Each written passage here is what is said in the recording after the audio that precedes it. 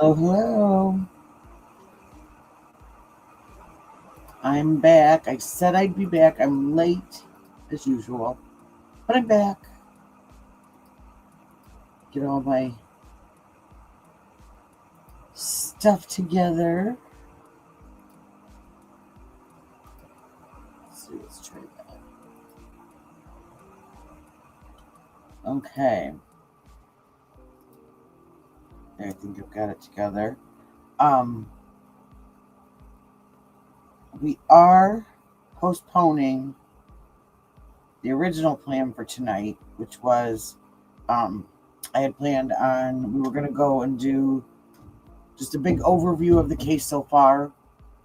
And then while we were doing that, I was going to do some Lilo and Stitch Nails for one of my subs that has been begging me, but I had some issues with my printer and I wasn't able to get the graphics printed out like I thought I was going to. So that will be postponed to tomorrow. And Truth Warrior will be here. It's her birthday, so we're going to have a little birthday party for her by going over the case. So that's going to be her present. So let's see. Get everything set.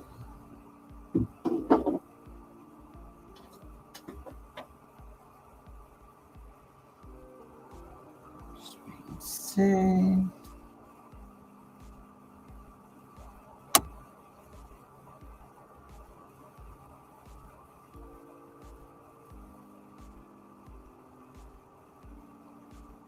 Just give me just a moment and I'll start playing this.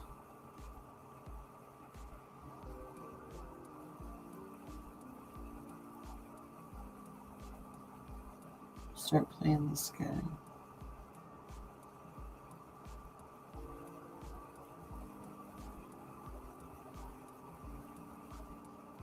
Okay.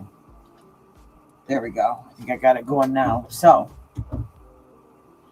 right when I was ending my last stream, we saw some, and I'm going to get to that.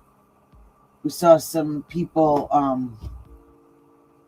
taking a photo shoot out in front of the Guthrie's house, and just wow. I guess from what I've heard a couple different things, but I've heard that this girl is getting ready to start a true crime channel, and so I guess that's how she's going to start it, is by taking OnlyFans pictures out in front of the victim's house. So it was a little, yeah, wow. But I found this on the car. We were talking about the car that we all saw, so I thought we'll start out by playing this. And I don't know how late I'm going to be tonight, but I thought for some of the people that had asked earlier to kind of go just do a quick recap on everything, because everybody was Friday, everybody was at work, etc. So we'll start with this. There was some new footage that came out from neighbors that were a little over, I think they were like 2.5 miles away from Nancy Guthrie's house. So they were just about a half mile outside of that search radius where they were asking for camera footage and going around door to door. They said they had not seen any kind of law enforcement in 25 days. So I don't know. But they turned in that footage, I guess. And so, but here is, they've seen this car, and what they've said is that they believe it's a Kia Soul. So here we can watch this and catch up a little. And just for anyone that's new, I do have to follow fair use, so I will be stopping and talking, etc. through this broadcast. So let's go. See Guthrie inside this speeding car. A Ring camera not far from her home captured this video the night of her kidnapping. The video comes as Savannah Guthrie posts a new plea on social media, vowing that her $1 million reward will be paid in cash. Was Nancy Guthrie in this car, caught on a Ring surveillance camera the night she was kidnapped? Video obtained by Fox Digital shows a dozen cars triggering the camera's motion detectors as they sped by in the hours after her abduction. But this one is getting intense attention. I'm actually really surprised at how many vehicles are going through that area that late at night. This is at, what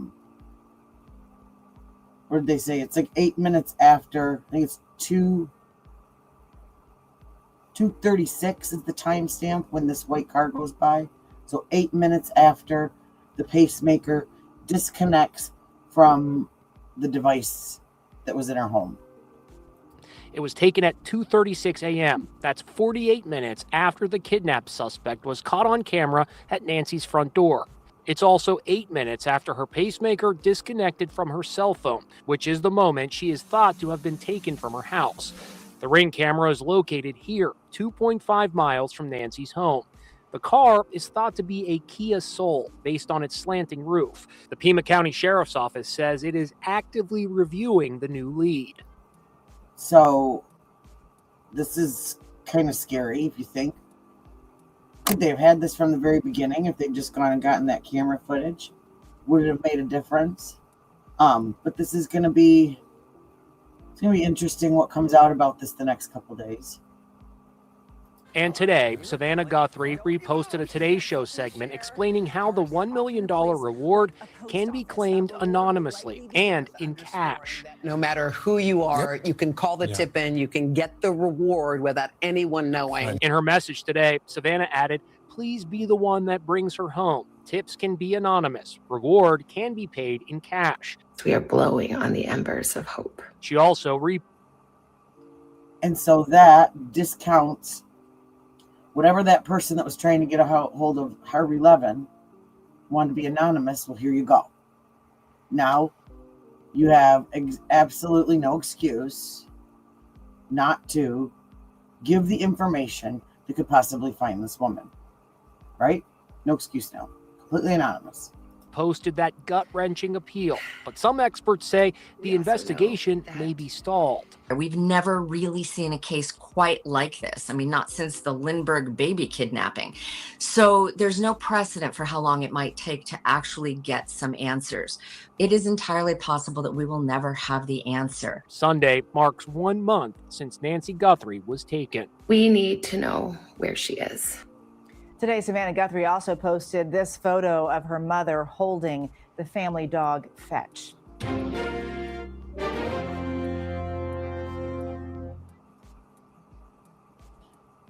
Okay, so that was that little brown dog. That was the family dog. But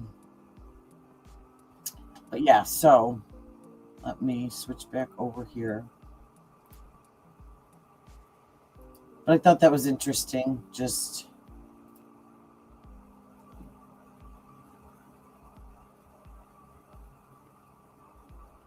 let me swatch to our next.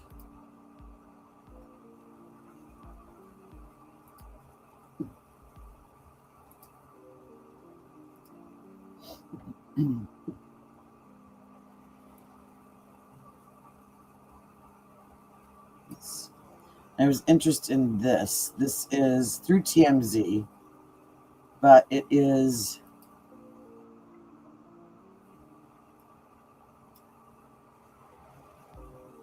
the FBI.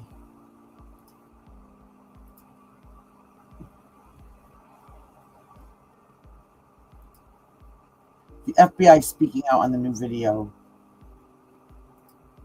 Let's see if there's anything different in this that we haven't heard yet. There is some interesting information, not just about Nancy Guthrie, but about Savannah Guthrie. So there's been a lot of talk about how does she come back to the Today Show as long as things are unresolved. And the reality is, and our law enforcement sources are saying this, that this case could be unresolved for months, even years. Well, and that's a question. When do you, that's something else. Some people are really thinking that that's inappropriate for her to return back to work so soon. Others are saying, she's got to get some normalcy. She's got kids. I don't know if I could do it, but I mean, sometimes, all of us have to go back to work after something horrible's happened because you have to pay the bills. I mean, I don't think that they're probably strapped, but who knows? Before they find Nancy Guthrie. That is just a stark reality right now. The FBI does not have any solid leads. nor does the Pima County Sheriff's Office. They don't. And they are at a point now where this is becoming a cold case. So Savannah Guthrie acknowledged. Okay, this is the thing, though. I keep hearing cold case, but I follow a lot of cold cases. Cold cases are usually cases that are, the file is stuck in a drawer somewhere. They're no longer, it's open, but it's not actively being worked on. And I don't think I hope that that's not what's going on already. They said they've got thousands and thousands of tips. I mean, and exactly. It hasn't even been a year yet. Exactly. And so my thought is it's just they've got all these tips, all these things that they have to sift through. And so what kind of updates do we want if there are no updates? I mean, it gets to be where everything is just getting, wash, rinse, repeat. And so what do? It doesn't necessarily mean it's cold. It just means that the things that they are doing are going through all these tips, trying to see if anything's viable, if anything's connected, if it's fact, if it's just rumor. There's so much online rumor going on that I can't imagine that task. That would just be horrendous. This in her last video, that it would take a miracle for her mom to be alive at this point. And there are realities to all of this. This is a very religious family. Nancy Guthrie was very religious. And, the closure of finding Nancy, whether she's alive or not, is something this family clearly needs. I mean, you see.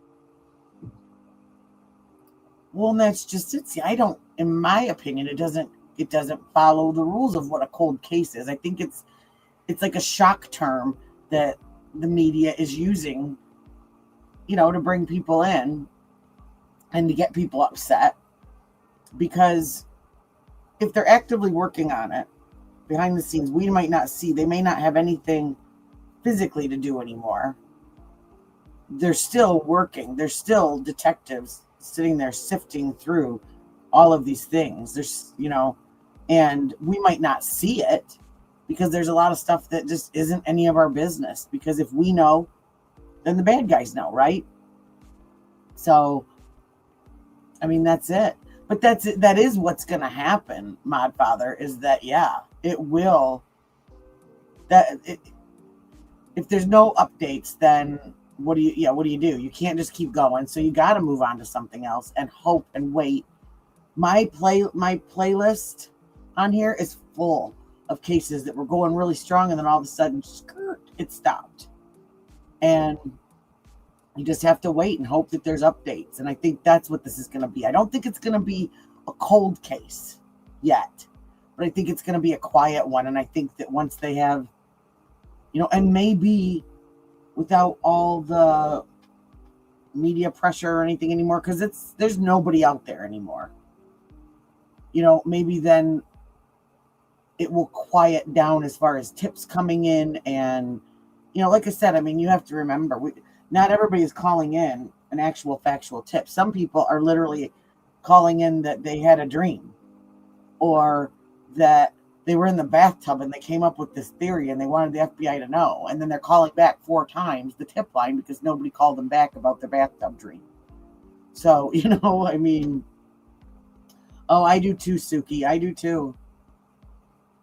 Exactly. Yeah, exactly. Exactly, Truth Warrior. And that's the problem, is most of the stuff is BS. But they have to follow every single thing that comes through, because what if? And so maybe there is like a shred of fact somewhere in between 10 people that talked to their dog and their dog told them something, and 5 people that had dreams and 2 people that had 2 a.m. wake up thoughts, that. And I get that people want to help, but that's not helping. So, hey, my man, Jerry. See, that's what I'm thinking too, is you think about the Today Show. And it's not, you're supposed to be like perky, and I I wouldn't be able to do that. I know when I was a hairdresser and a nail tech for almost 30 years, 29 and a half. And when I was having a bad day, I was supposed to be the beam in someone's, the bright in someone's dark day. And it was hard. It was hard to do. I can't imagine being on TV and all that stuff. I mean, but that's how some people get through stuff, as they dive into their work and their family. And see this written all over Savannah's face, as she's spoken over the last month. And she's not getting that closure. And so the question, what does she do? Does she come back to the Today Show and just, as they say, put on a happy face and, kind of, push this to the side for 2 hours a day, or not? And if she decides to come back, when does she do that? And does she address it if she comes back? She's going to. And how do I get a job where I only have to work 2 hours a day and make more money in that day than most people make in a year? How do I do that? If anyone finds out, let's all figure it out together, and we'll all go do that together. I have to say something, but it is a shadow, a cloud that will be cast over her. You can just feel it as you watch her, until there's some closure with her mom. So here's what we're told. We're told no decision has been made yet. And that Savannah, we are told, has not communicated anything to NBC in terms of a return date or lack thereof. And the important thing we're told is NBC has absolutely not exerted any pressure on her for any return date, that they are giving her the space she needs right now. So maybe another rumor that, going around. There seems to be a lot of them. But NBC is sitting back and waiting. So I think that, at this point, what you could say is it's up in the air. That, Savannah may come back. She may come back in 2 weeks. She may not come back. We don't know. She hasn't said. But NBC is not putting pressure on her. As for Nancy Guthrie, a video surfaced the other day of a dozen cars that were driving a couple of miles from the residence of Nancy Guthrie in the hours after the kidnapping. Yeah, and this is down that back road that leads out of the neighborhood. It took about 7.5, 8 minutes, I think, was the travel time between her house and that camera where that vehicle was seen. So that's why some people are speculating that that's the vehicle. Because we know that's when the Google video from the Nest camera captured this person at Nancy's front door. So that is at 2:12 when the Google search of the Nest camera revealed this man at Nancy's door. So he's there. Now, 2.5 miles away, there's a road, and there are cars going back and forth. One of them, the first one, you see past 19 minutes after that video was taken. So theoretically, 19 minutes would be long enough for somebody perhaps to go inside. I think so too, the Kia Soul, because we were looking earlier and we were looking up cars, and there's this black line that when we slowed it down, you could see ran from between the back passenger window around to like the hatch window. And it had, the Kia Soul had that exact same little piece of black like glass or trim that went back there.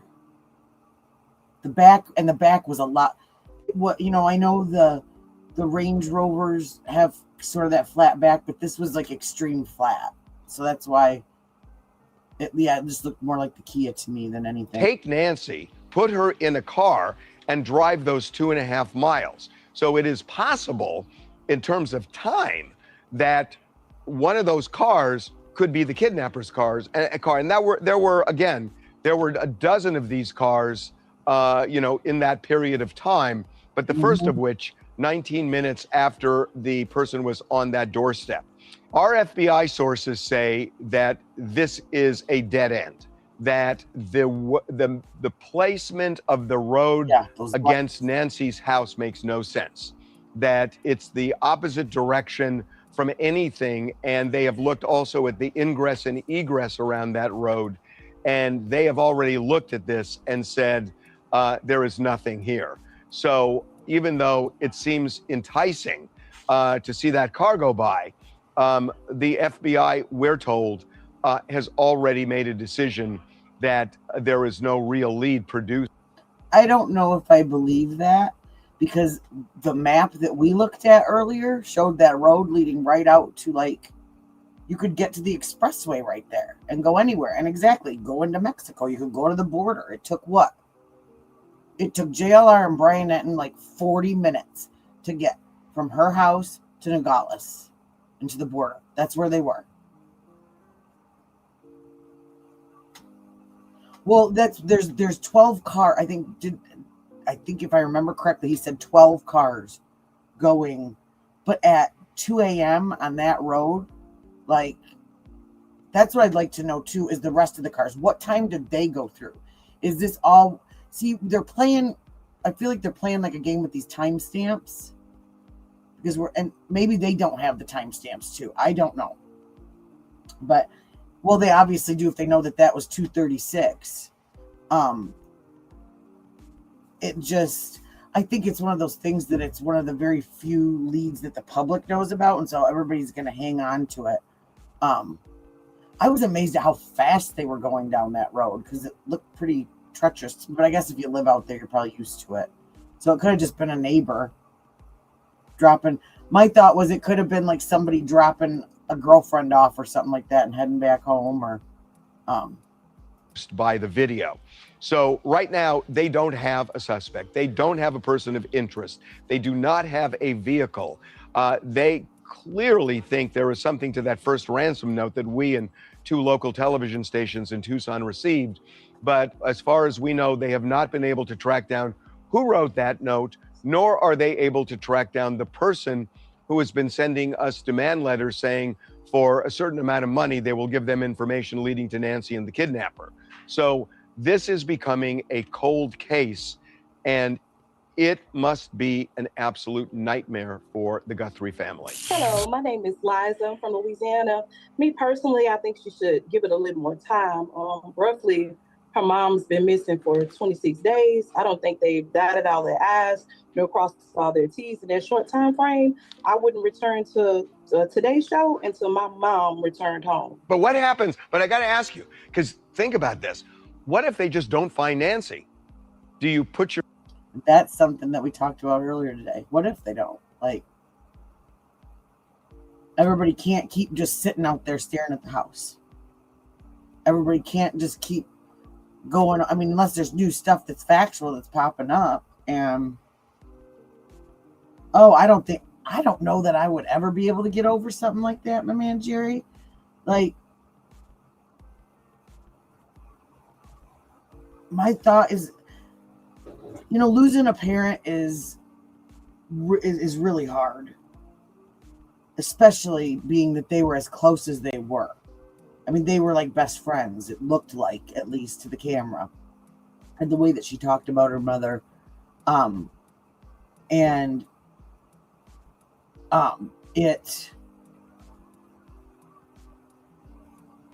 Being that it was something like this that's violent and scary too, and that you have no closure, you have no idea what she went through, you have no idea if she is, I mean, reality sets in, and the common sense part of our brains tells us she's probably not with us. Who knows when that happened, whether it was the first week, the first day, or whether it was yesterday, who knows. But chances are, with her health conditions, the way that they were described by the family, etc., she's probably not with us. I haven't seen that video. Kathy, can you tell me where to look for it, and I will look for it? I haven't. I've been off for about 5 hours, so And that's always seems to be when stuff pops up is the moment I'll be live for like 3-4 hours. And the moment I pop off is when, when everything happens, or I decide it's time to go to bed. Your life in suspended animation. Absolutely. Absolutely. For how long? For 10 years? If that's how long it takes for my mom to come back, absolutely. But would your mom, I mean, look, God forbid, but would your mom want you to put your life on hold and basically mourn for 10 years and not be productive and not in any way try to become satisfied? No, you have to look at it from a different point. I would say no, she wouldn't want me to mourn for 10 years, but I would. Being the daughter, I would mourn for 10 years until my mom returns. Fair enough. We don't do what our mothers say, right? Let me find the next guy that I was gonna.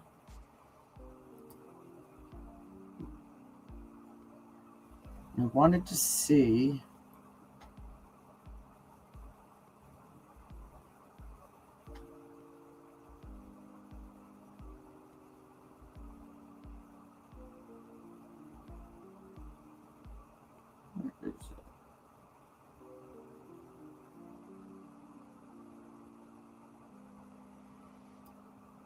Oh.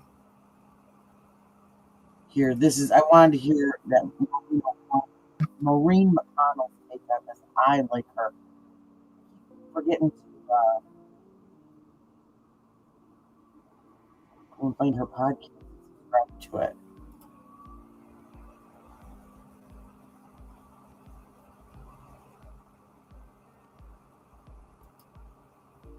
I don't know. There's a lot of people broadcasting about this, so I haven't seen it.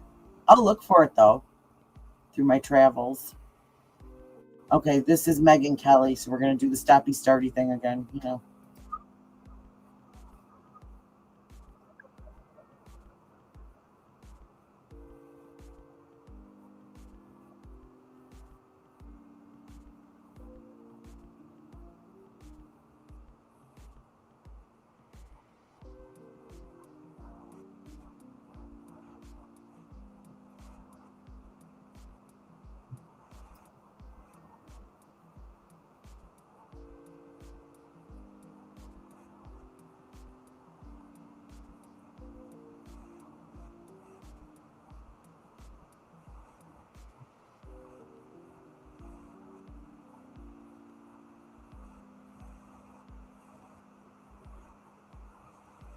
Okay, now I had heard 25. Well, what, today's the 27th? And they got the kid 25 days ago. So, okay, so on that, so they said they hadn't seen law enforcement in 25 days. So maybe that's what they meant. They hadn't seen them at all.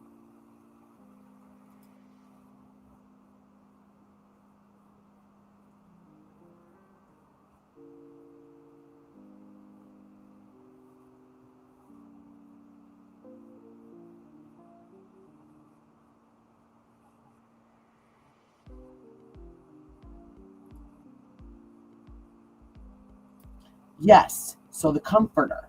Yes. There is a picture of a sliding glass door with a pretty blue rug and a comforter on the floor on it. And so I was watching Ickadmel before I got on here, and he was interviewing this guy. His name's Chris Roach. Now I've read different things, and there's a lot of people that say don't listen to him, don't trust him, whatever. I don't know who he is. Never watched him. But one of the things that he pointed out, and this was something that we were talking about not last night, but the night before. When they said that a back door was left open and stop what, David? You stop. That we don't know what door it was. Well, if you go off to that left side of that front door, there's like a little patio that's bricked in. It's closed in. And it doesn't look like you can get to it from the outside. And there was a couple people tonight in Ickadmel's chat that said that that's her bedroom. and that little patio had it, and you could see it, sliding glass door. And she would go out there often and read books and sit and, have tea, whatever. That's what I'm wondering. If maybe she had it cracked to let some fresh air in at night. I mean, people do that, not thinking that that's a fully enclosed area and she's safe. Everybody's saying maybe Tommaso left this open. Maybe not. Maybe she went out there earlier that day, forgot to lock it, because it isn't a door that's accessible really to the outside. And wouldn't you have the blood pressure spike at 2 a.m.? Somebody comes in your sliding glass door, you're in bed, and all of a sudden somebody's standing over you. She had hearing aids, but nobody wears their hearing aids to go to bed, right? Most people that I know don't. And so, and patio doors, those sliding doors are almost silent. So, well, and that's it. They could have jumped it easily, but maybe she just, my thought is she just wasn't thinking, because I think about my backyard and I feel safe out there, but really and truly, anybody could just hop over there and do something. Hi, Lynn. Good to see you. So that's what I'm wondering. Is that the, what do you call it? Is that the way that they got in and then took her out that back door? Or maybe they did take her out the front door, because that's not that far from the front door. I mean, they'd have to, pick her up over the wall, but, they'd go over and then, no, they could park right there and then go right to the front door. It's okay. I get like that too, my man, Jerry. I get excited and then nothing but what comes out?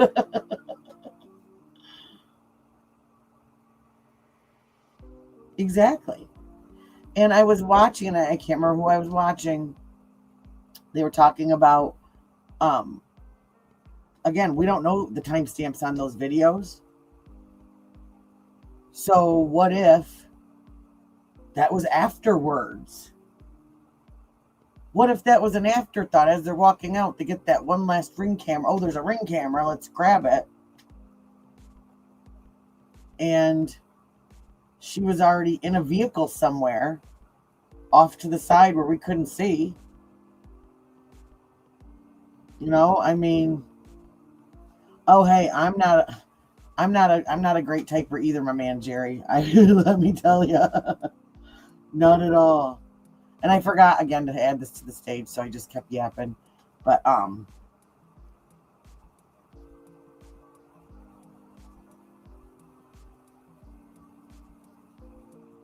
yeah, they could have pulled right up.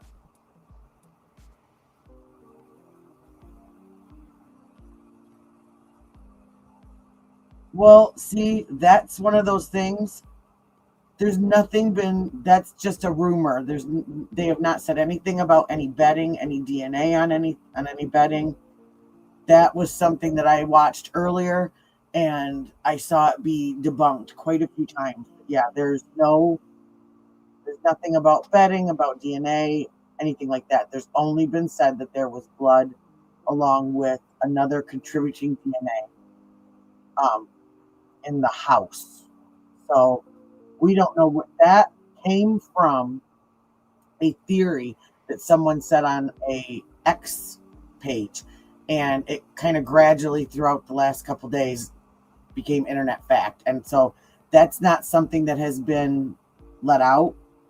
But I do wonder if she fought, and I wonder if that's where we've got these two areas of blood, and the stuff outside looks like drops. So did they, maybe somebody punched her or something, that, from the mouth and the nose is what I believe that Maureen McConnell had said is what it looked like to her.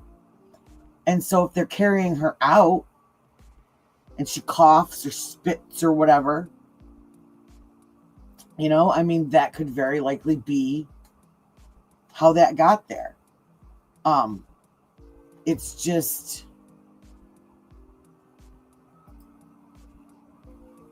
leads out of Guthrie's neighborhood, avoiding major intersections, and they live about 2.5 miles away from the crime scene, which is outside the 2-mile radius of neighbors who received a ring alert asking for video taken from Jan 1 to Feb 2. So the concentric circle drawn by law enforcement did not include this house, but this couple nonetheless checked their ring camera and found something they think may be of relevance.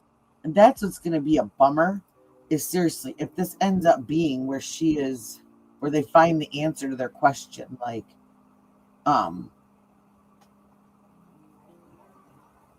was there all along, you know? I don't know, like I was saying earlier, you know, if there's no updates, then what do we do? You know, we have to just accept it and, you know, move on to something else that we care about, someone else that we want to. Everybody keeps saying that not enough, that, you know, it would be nice if other missing people and other cold cases got this much attention. So that's what I believe, is then we find something that needs attention and we go over that. I've got a million cases that I started and didn't have any updates for and had to move on. And some of them are starting to come in with updates. So that's going to be interesting. Well, that's it. Nobody, you're absolutely right. Nobody knows anything. It's all just really and truly, what are the facts? We know, and we don't even know if they're actual facts, right? They're what we were told. So she went missing, right? Sometime around 2:28 a.m. We don't know how they got in there.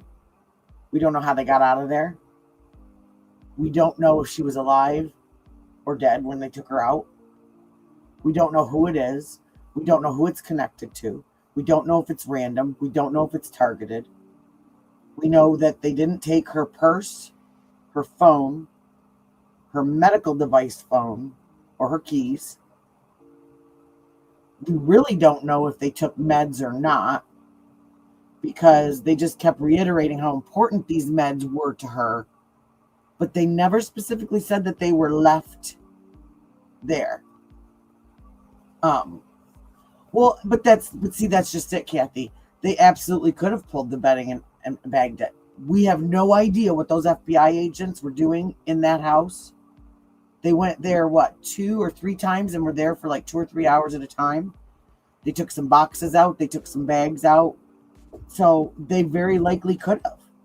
And, you know, sometimes some of the rumors are threaded with truth, because things happen and people leak stuff. And so, and that's one of the biggest questions, is there was 40 some minutes that they had inside that house. What was going on? Did they think there was something of value in there and they were trying to find it and it wasn't there? Did they think that she had cash on hand and she didn't? Was this targeted and they were explaining to her what was going to happen and getting her ready to leave? Was that blood because she was hurt, or was it because she was on blood thinners and she got a bloody nose or something like that? That happens very easily. Like, there's just so much that we don't know. And between the sheriff and the FBI, it keeps just going round and round and back and forth and back and forth and back and forth. So it's so hard to know what's going on. And I feel like all we can really do. See, I do too. That was one of the things too, is I thought, oh my gosh, I hope these guys aren't, like, they're obviously sickos, but like, you know, really sickos. Like, oh, that would just be, but you can't count anything out, because anybody that's going to do this to somebody doesn't have boundaries, right? And it's so, it makes you sick, especially like I've said before, if you have an older person that you love or take care of, like, oy, evidence. Their house, writes Fox, is roughly a 7-minute drive from Guthrie's address, as I mentioned in the intro.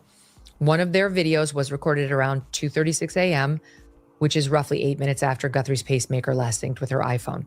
So the timing would work. Yes. Danielle said the number of cars passing that night was not unusual, but she and a friend found it odd that no one from law enforcement had visited the neighborhood.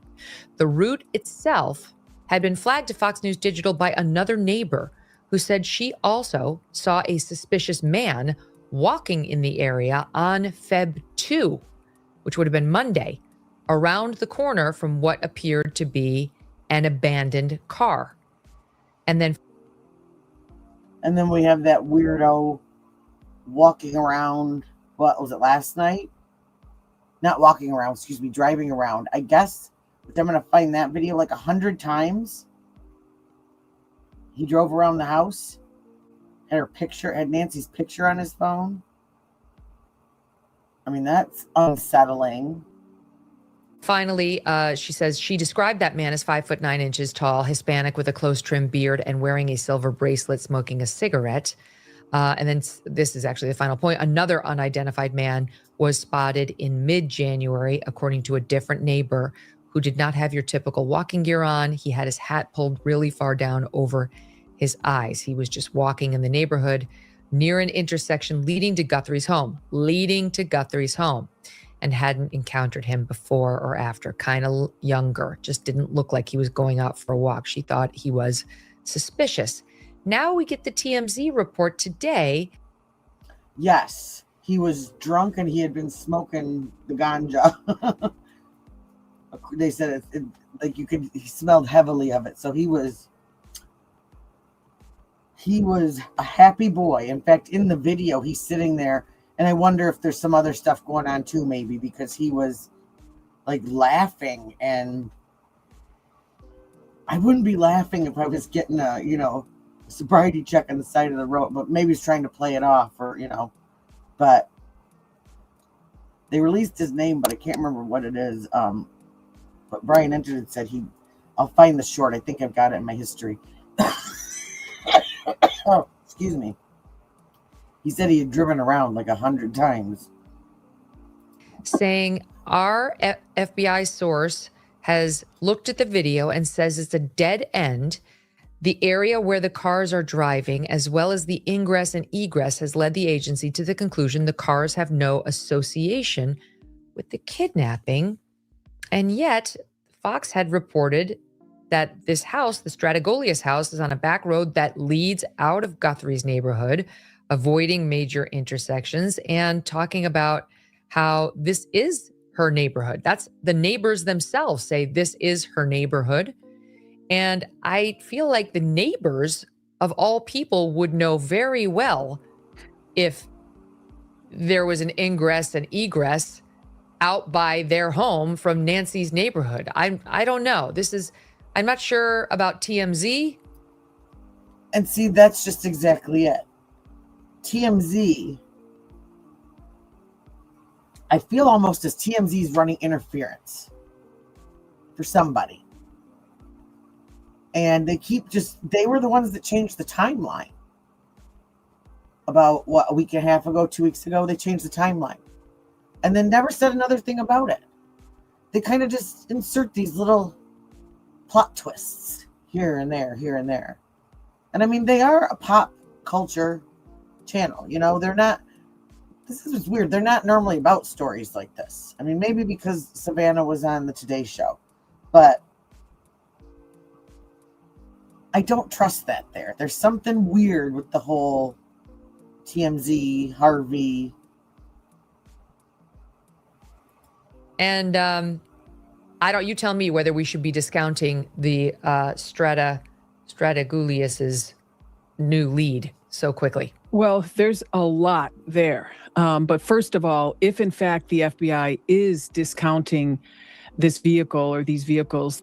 And I just want to say that this is literally my favorite FBI agent ever in the whole wide world. This is my FBI crush. So I just want to put that out there. That drove down that Camino Real, then it's definitely for just a couple of reasons. Number one, They threw up a geofence on that area for that night, and all the cars there were telegraphing different information via cell phone or their or just their vehicle, and they were able to get with those people and, find out where they were coming from or going to. Wait, it can't be that, because the Strateguliuses say no one came to see them since Nancy disappeared. So the FBI certainly hadn't ruled them out. They hadn't seen this and ruled it out prior to this because no one had come to see them. Right. Well, the first ransom note was definitely a hoax. That guy was arrested and charged. He was from California. The second set of ransom notes kept getting continuously worse. And then Harvey came on TMZ and said, I'm no longer going to read these out loud.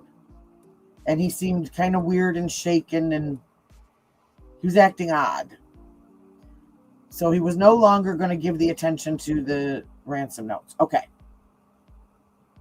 But then the very next day, he came out and announced that someone had contacted them saying that they knew who the kidnappers, plural, were, that he had seen them with Nancy south of the border, and that when he saw them, he was told to keep his mouth shut. And that's the one that kept doing all the weird stuff that wanted the Bitcoin, but it wasn't Bitcoin, it was something else. And he wanted it like 50,000 now, 50,000 later. And so we've not heard anything about those, the second set of ransom notes that I believe there was 3 notes in total for that one. They haven't said a word. They just disappeared. And then Savannah came out, because they first came out and said we're willing to pay. Then the third note showed up, I believe. And then Harvey said he wasn't going to read them anymore. And then you have the person coming out that very next day saying that they knew who did it. But now we have this new statement where she wants to give $1 million just to find her, that they don't know where she is. And that they know that she knows she's probably not with us anymore. So my thought, I kind of felt like that was probably a dead end. Yeah, and that's it. The money kept changing, and they had put some money in that account. Somebody did, but we don't know what happened with that.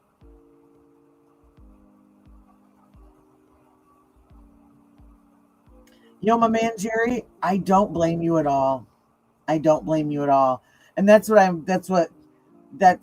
if you have to do that, I totally get it. You can't sacrifice yourself for someone, like that. And well, and that's it, I get it. I totally get it.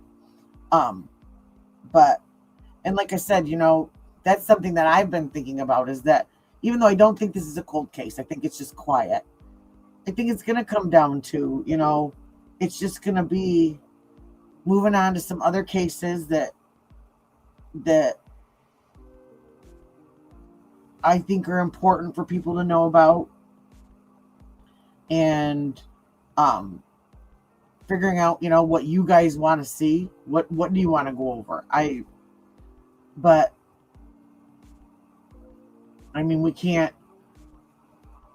We can't spend our whole days and nights sitting watching an aloe plant.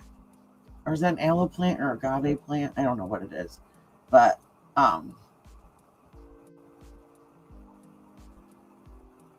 I don't know. I don't think he's in on the kidnapping, but I think he's on a major mission to to kind of clean up what his county looks like.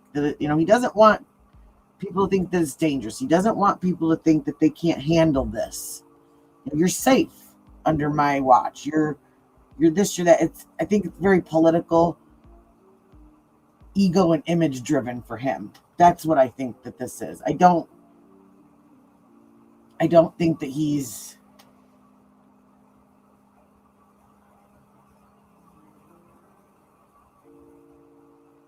yeah.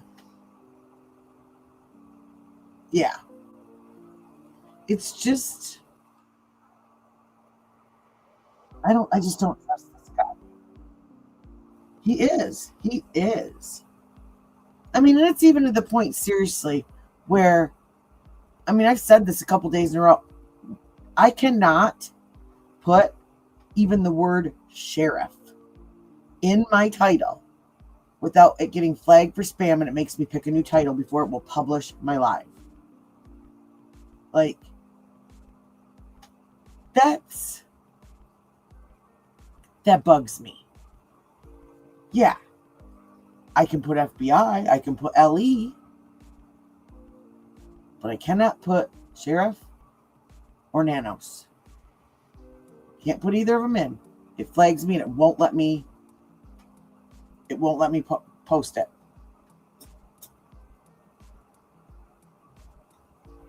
Now, are you kidding me? That's weird to me. So how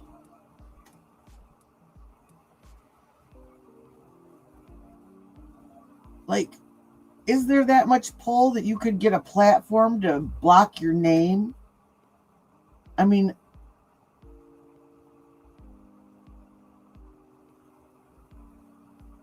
well, exactly.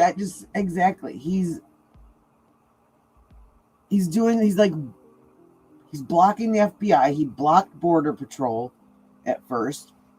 When during the first press conference, he literally was talking about budget and not having, we don't have this and we don't have that. Okay, but you were offered it by the Border Patrol.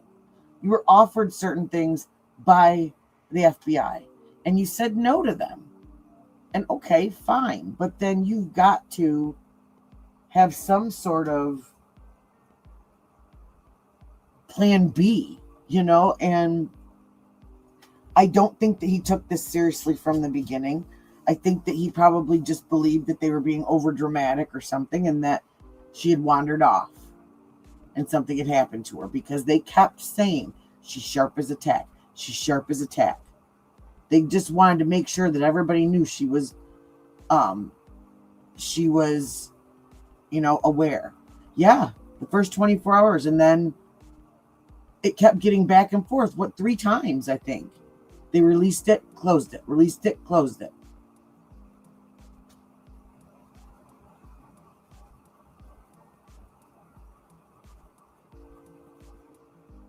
Do what, my man, Jerry?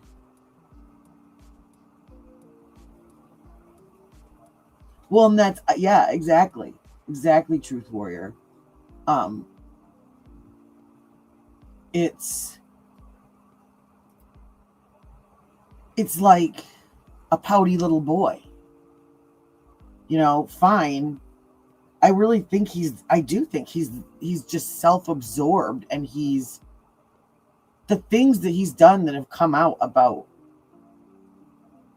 the way that he treated his female officers and how he used his higher up female officers to intimidate them, and putting people on leave right before an election that they're up against him. Putting one of his best senior detectives, demoting him down to a tip line because he was mad at him because they got in an argument. That's not management. And when you're a sheriff, that's what you basically are, is a big manager. And you've got to deal with people. You've got to do what's best for your department and for your officers, not what's best for you and how it makes you look. And no, he wasn't involved in any of the search parties. And I was talking about that this morning. Like I said, we get spoiled by our sheriff. And our sheriff this morning, I woke up to a Facebook post of him there was a large house fire overnight, about half hour away from me. And he was there all night. And there's a specific, blah. They're having an investigation because there's something suspicious about this fire. There was a 66-year-old man and a 64-year-old woman that perished in the fire. But they also said that they had heard, people had heard ammunition going off. They're not sure if it was just something that was stored or something, but they said there's something happened in that house, that this isn't just an accident. And so he was there from like midnight until 6 o'clock in the morning when he did the post. And he was there directing everything, telling people what to do, where to go, and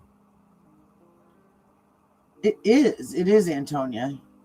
I think people like that sleep. They sleep just fine, because I can't imagine anyone with like any kind of like self-awareness would not feel, would even think about doing that stuff to people just to get ahead, and no, we don't do like politics or religion in here, because like we always joke about what's the best way to start a fight, say something about politics or about religion. But at this point, I don't trust anybody. I don't trust anybody in the government. I don't trust anybody that's supposed to represent me. I want someone that represents me to know what it's like to have to worry about how you're going to get groceries on the table for the entire month. Okay? That's going to be requirement 1. Requirement 2, have you ever had to worry about having a roof over your head? Number 3, when there's a power outage, have you ever had to look out your front door to make sure it was an actual outage and it wasn't just your stuff getting cut off? Okay? Like, that's the person I want to represent me. Like, I want people to know what it's like to have to decide that they're having grilled cheese for 3 days that week because the water bill's due. So, real people. I don't trust anybody anymore. Well, see, I squirreled and I forgot to play this again. So here we go. And also, there was a report after this by Fox that the FBI was seen going to visit the Strategouliuses after the Fox News report. But I mean, right. So I guess overnight, they may have ruled it out between like the time the Fox News digital report hit yesterday evening and the time the TMZ report hit this morning. But they definitely hadn't ruled this out prior to yesterday evening. Right. Here's what I'm saying. Well, I think it came out yesterday mid-afternoon. But did they rule it out, or did Harvey just write another letter when he went home that night? Because that's what I'm starting to wonder. What's that email that everybody gets that's supposed to be like, so you can't, it starts with a V or something like that, and people use it so they can't be traced? Oh, I can't remember what it's called. So just FYI, I don't have one. So if you get an email from me, it's from me.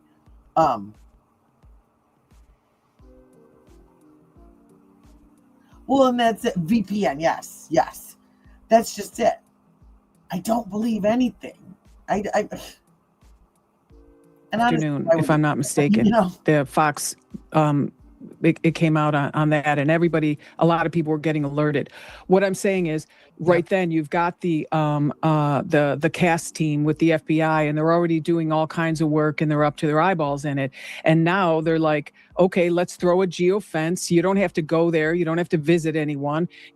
Initially, and you put a geofence up on that area at that time frame to see who's going past. Now, what we would expect if these were the offenders is we would expect no activity coming from the car, maybe a little from the telematics, but definitely not from cell phone data, because we've already found out that there was no cell phone data pinging or anything around that house. They probably used little handheld radios or something. So they looked at that. Well, I think, wasn't that said that they thought that was in one of the pictures, like an antenna sticking out of the pocket? I couldn't see it, but I heard several of like the quote unquote experts say it. See, I'm not sure, but I've been reading through X and stuff like that. There is a big call for his outing. People are not happy. And that's the thing. I think a lot of this stuff was done before and only certain people knew about it. But this is literally worldwide news. You know, we have people from, like, we had from like 6 different countries in here asking about this. And I'm just a teeny tiny channel. Imagine like JLR or Mel or JD channels that have these 100,000 subscribers and they've got, you know, chats with like a million people in them. I mean, like, that's how many people know that this dude screwed up. And I mean, wow. I mean, it's bad enough for people not to like you just on YouTube, but this is like everywhere. They found out who those people were. They could have dispatched agents to those houses last night at midnight, for all we know, and they could have followed their phones wherever they went, all the way to a. But Dad's Gone Live would have caught it if they'd gone at midnight because he's rolling around. Isn't that his name? Dad Gone Live, I think it's his name. An investigative end, so to speak.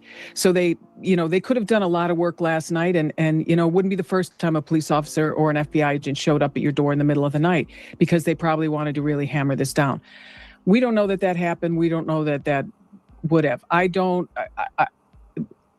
All I can say is I would expect 1 or 2 of those vehicles to have no telematics pinging or nothing from phones pinging if this was our offender perp. or our maybe two vehicles. Yeah, I think she is too at this point. Almost a month. I don't know. That's something we were talking about earlier because we really don't know about the meds. My mom always got like 90-day supplies. And so she always had extra bottles laying around of everything. And I mean, did she grab one that was half full? Did they grab one that she had filled and the family found one sitting there that they thought was her current one and it wasn't?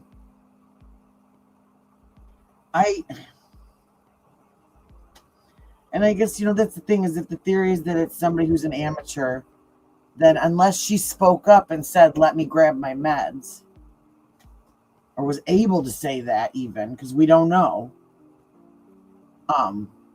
And again, she could have literally had a heart attack. That blood pressure spike could have been a stroke. Because she was so startled by seeing some man in her room, because her daughter has said now, yes, she was taken out of her bed in the middle of the night. So I still wonder, that sliding glass door that's in her bedroom, that could have been the door that they came in. They walked right in her bedroom. And it could have been something as innocent as, because that was a closed off area to her, she never thought about, maybe she cracked the door for some fresh air because it had a screen on it. And even if you lock those screens, it's so easy. You just poke your finger through the screen and flip the thing up. It's nothing. Those screen locks are nothing. They just basically keep the door from blowing open. I mean, it really does nothing. And I don't know. I think whatever they did, it was botched and it didn't turn out the way that they thought it was going to. And I just kind of feel like in that first week, whether or not it was that day, that probably was, especially if she didn't have her meds, because if they weren't gentle with her, she was obviously bleeding when she left the house, or had been bleeding at some point when she was in the house. We don't know if there's a trail or if it's just in one spot or if it's in the kitchen or if it's in the bathroom. I mean, we don't know. And would they have thought of that, of let's make sure we've got our meds, let's make sure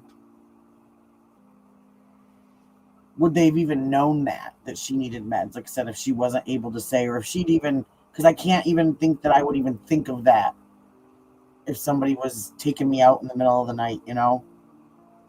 Yeah, the follow-up reporting, Fitz, from Fox was, per Michael Ruiz, Pima County detectives arrived at the home of the Strataguliases yesterday on Camino Real, where the new Ring video was taken. So it does appear that in response to the Fox News digital report, they went there and they spoke with this couple.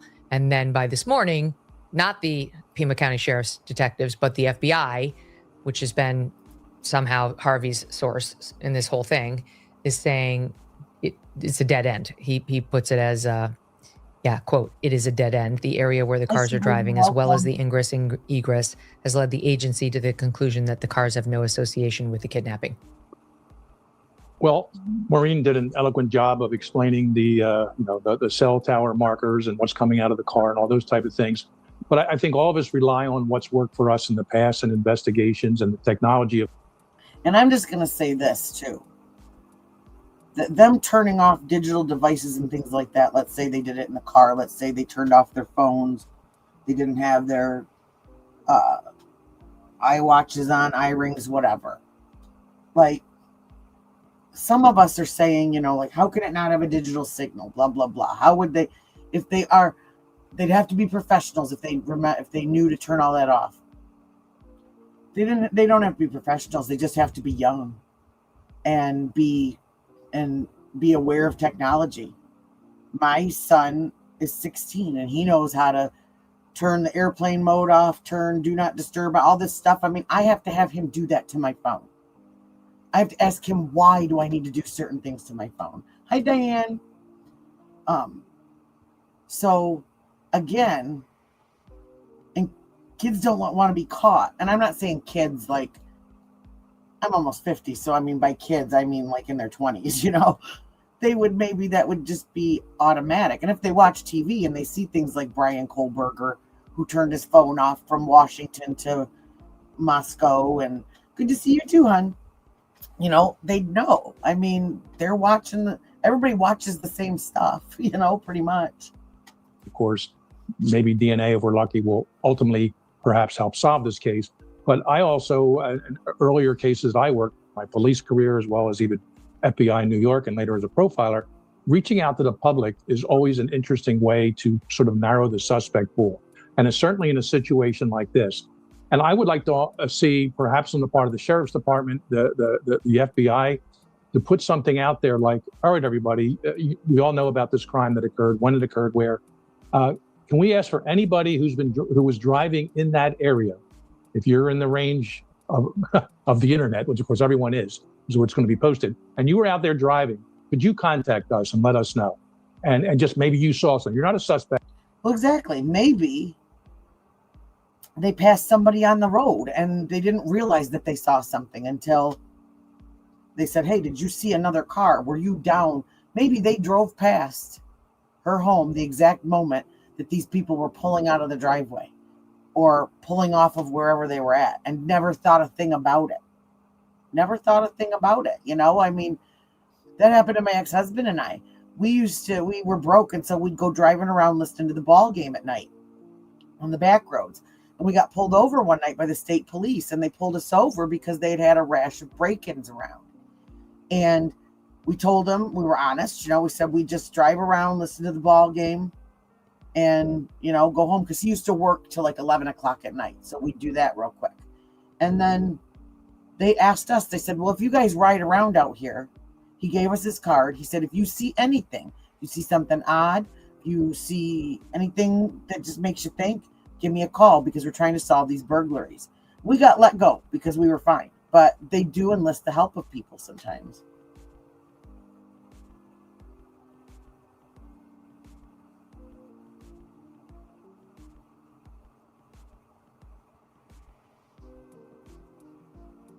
Yeah, that is Nancy Guthrie's house. Yeah, it was found. The deeds were found. It's in a trust in their family. That Nancy is Savannah's mom's name. There's that Lisa Guthrie case. That was from back in like 1977. But I had a couple other people ask about that, but I have not. I've looked into as much as I could find about it, and I haven't seen any connections between the two. They're not related. They're not.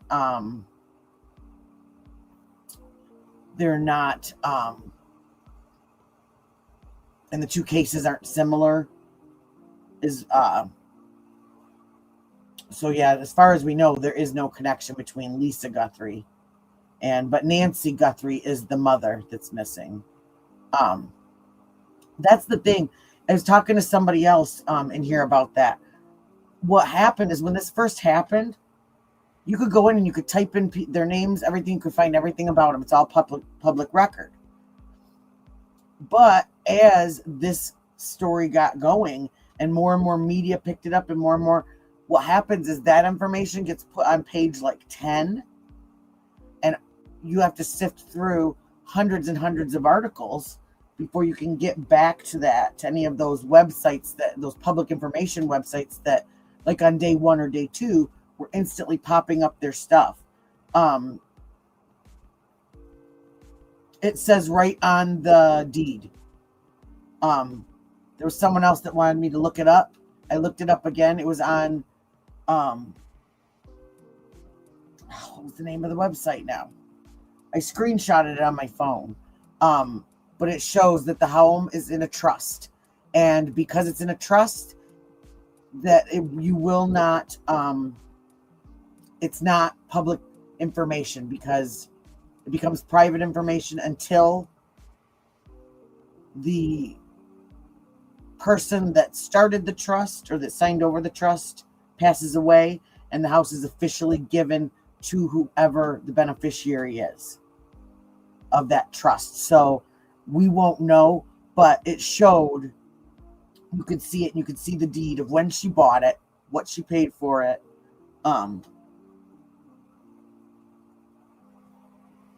They have posted deeds.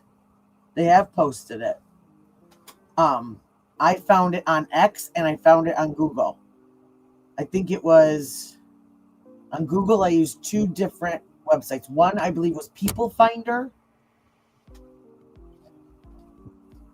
And the other one was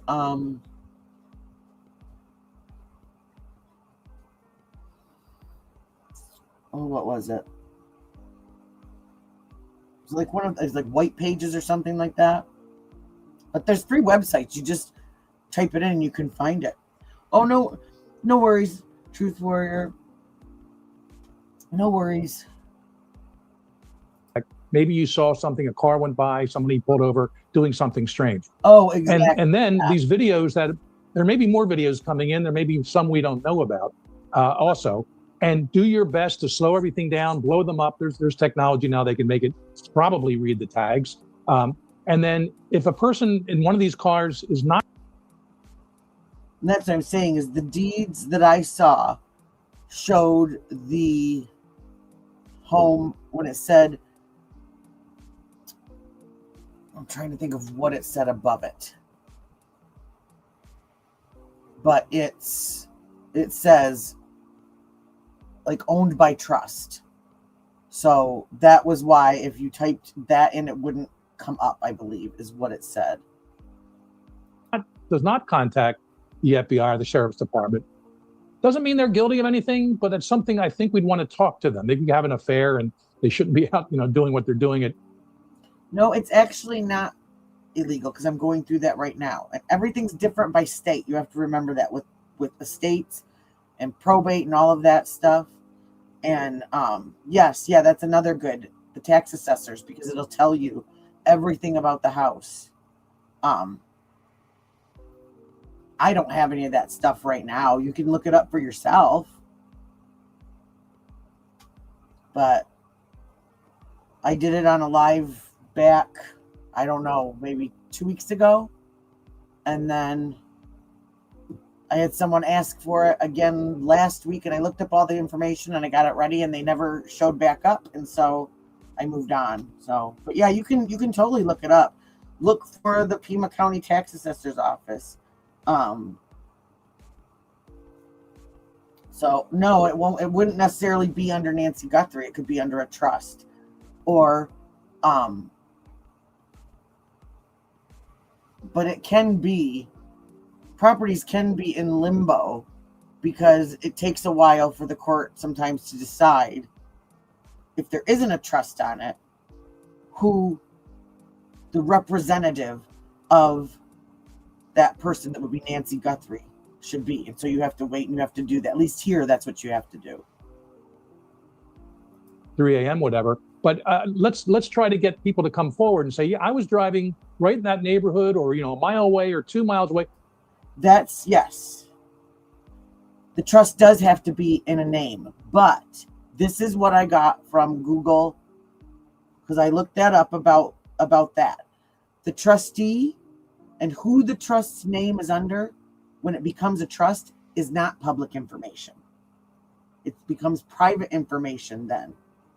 That's what it specifically said about how you find out who the trustee is.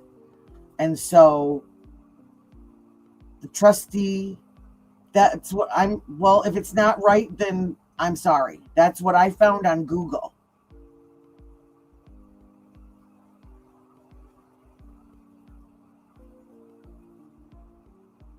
Yeah. So, I mean, that's all I can do. I don't have like FBI clearance to find out any of this stuff. Oh, I thought you said, because you said, no, it's not right. Yeah. Yeah. Yeah. So that's I think where they are. And so that's what I'm wondering is, if, what do you call it? That's what I think was probably happening too, because I think that when someone was talking about, and I have only seen one document. Oh, you're okay. No worries. I've only seen one document that showed a power of attorney, and it was being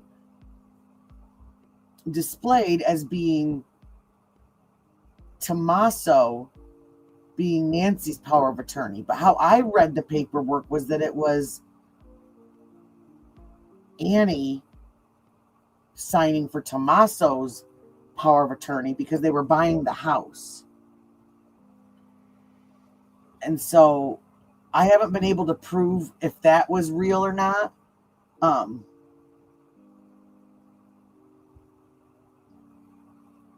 Well, what we did with, like, it could be a situation, again, different states have different rules. So I had to go by my state rules. But before, when my mom turned 75, what we did was we signed it's called medical durable power of attorney and financial durable power of attorney. And you have to sign that before someone starts showing any signs of, like, say, dementia or memory loss, things like that, or sickness, because they have to be in a good state of mind and of health, because those can then be applied if, say, like my mother started to get confused and couldn't make her own medical or financial decisions. It gave me the ability that if she wasn't physically or mentally able to, say, make deposits, write bills, checks, things like that. But the moment she passes, that stops. Yeah. And the minute that they pass, it stops. And then you have to, in Michigan, then you have to go to court and have to become a legal representative. And even though, like, I'm an only child, there's nobody else, but I still had to go to court and do that and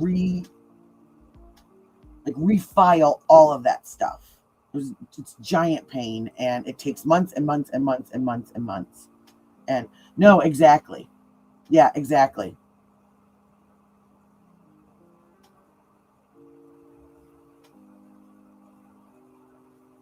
And that's what what Google was explaining to me. Like I said, this is just Google. was, yes, that you do that because, and that was when I explained the wording and the situation that was on the paperwork that I was seeing. That's what it said, is that is most likely an irrevocable trust, and that people, like you said, people with money do that. It eliminates probate, it eliminates taxes on certain things, and that's what I wonder too. Were they in the middle of that? And I mean, maybe that's what caused some of this, because people get angry when there's that movie about a reading of a will, and all these people that in the family like getting in these huge fights about it. And so that's something that I have wondered. I have definitely wondered that maybe that was part of the trip when she came home. Get everybody together, I'm going to be home, let's figure this stuff out. And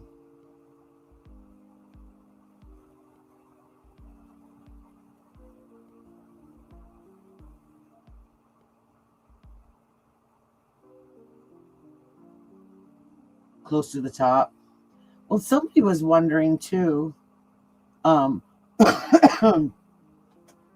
and I felt, like I said, I found them that first week because we were trying to figure out where is this,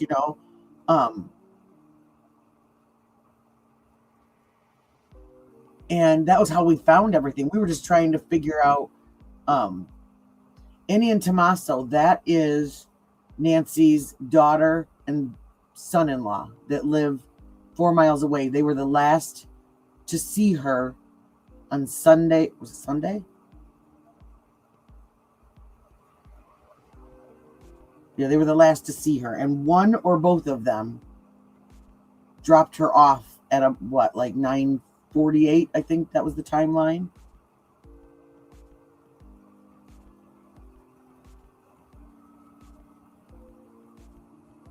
No, I mean when she came home a few months ago for that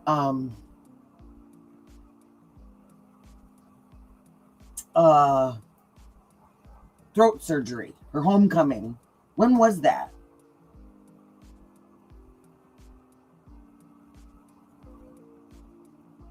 Yeah, and that was the thing, is that Tommaso dropped her off. Yeah, the homecoming special. And that honestly could have been the moment that somebody,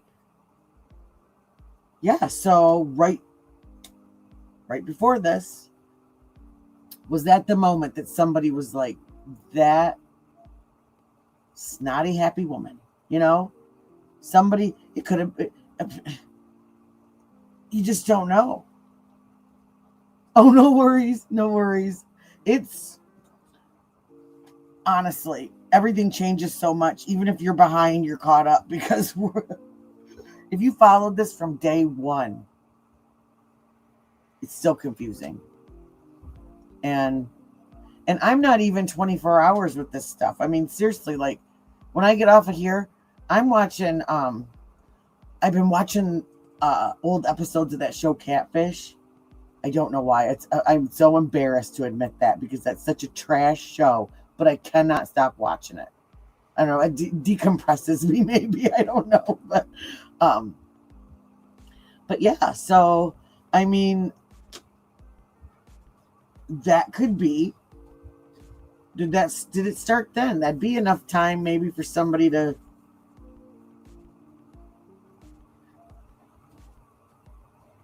yeah, go ahead. Yeah, please do.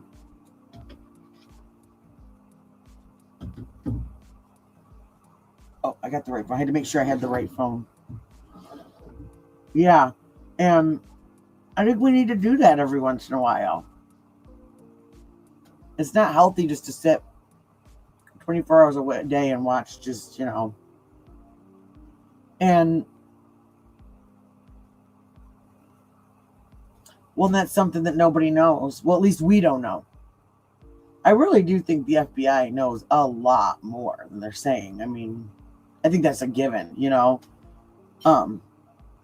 I just wonder what other cameras caught something. Maybe something that they're holding close because they have somebody that they're looking at, or if and when they find somebody, this is like their, you know, their kryptonite, basically. They're, you know, they're,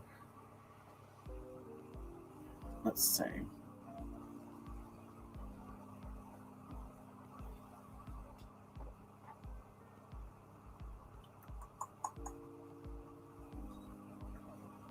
Okay, give me one sec. Just have to do some transferring.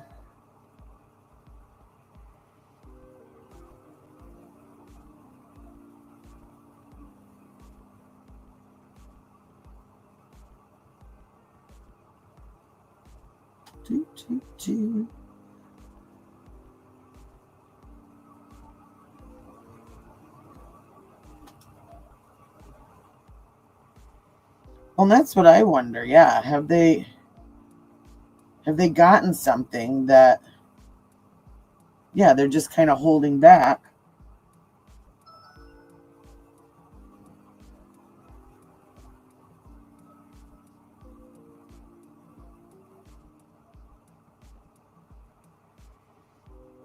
Oh, Gary the Snail. Listen, I like Gary the Snail. Don't ruin it for me. I hope you're not coming in here to be slimy.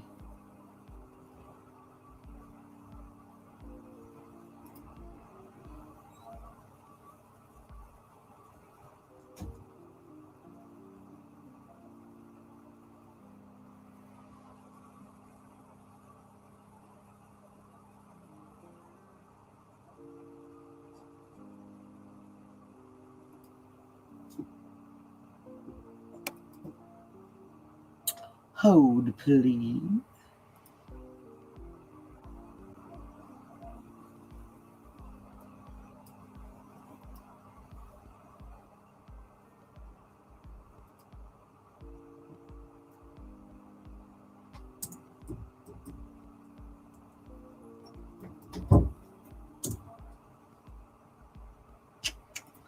Okay.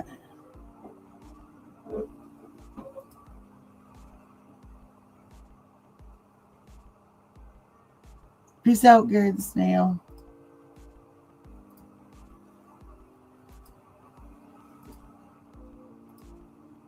Okay.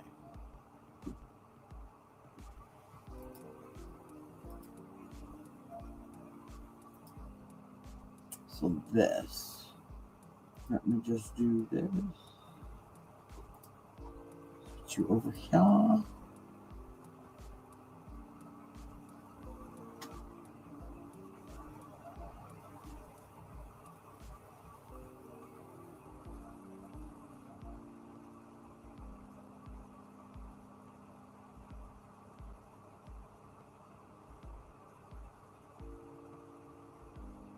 So right here. Yep. Revocable trust. There you have it. And the document that I saw said original owner or current owner, Nancy Guthrie. And then underneath it said something else, and then it said trust. So yeah. That's on Pima County. She found it on Pima County Assessor's website. So that's all public information, you know, that you can, but that's what I'm saying is it's hard to find that stuff unless you know exactly where to look. Because things get so shoved to the bottom. So hold your horses, Amber. But that's why it's probably hard to find that stuff. So, because like I said, everything just gets shoved right down to the bottom.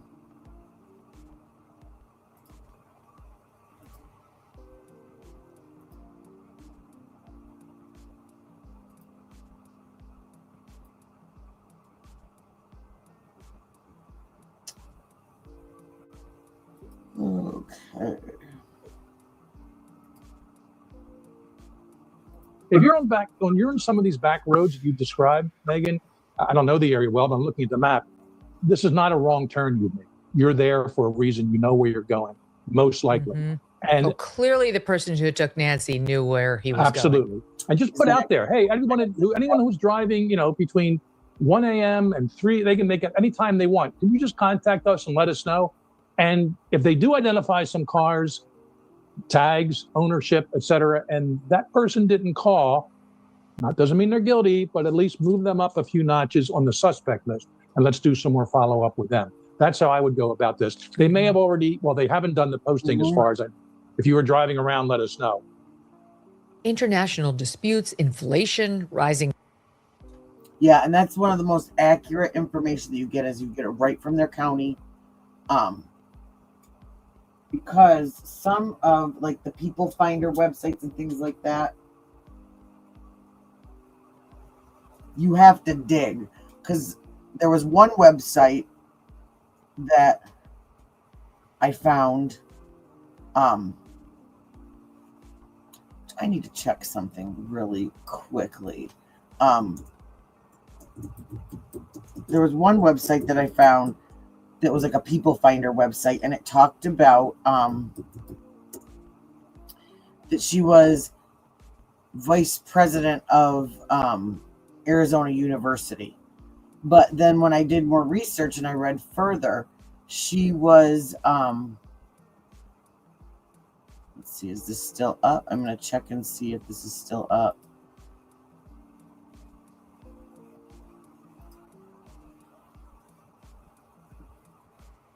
Now I found, now it doesn't say it anymore. Oh, okay. I should have screenshotted. I can't even speak. So I'm going to show you this. Now, when I looked this up, and I think I spoke about it in one of my lives, this is the wiki, the Wikipedia. When I was looking it up last week for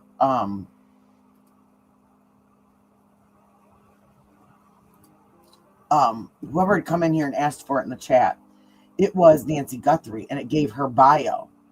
And up in the corner, right above where it says appearance, there was this little note that said that it was being reviewed for redaction and deletion upon request. And I thought that was weird. And now it shows, which it's not showing you. What it did was, well, you can see here, this top line, Nancy Guthrie redirects here. And so it redirected me when I put in the wiki of Nancy Guthrie. It now gives me the disappearance of her.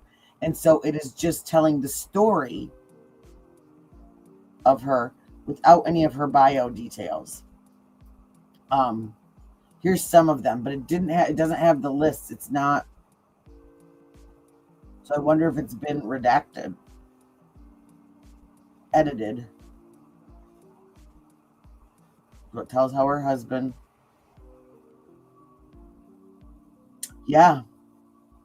It doesn't say anything about her job. It told about her job at Arizona University and why she worked there, that she worked there to be able to put her kids through college. And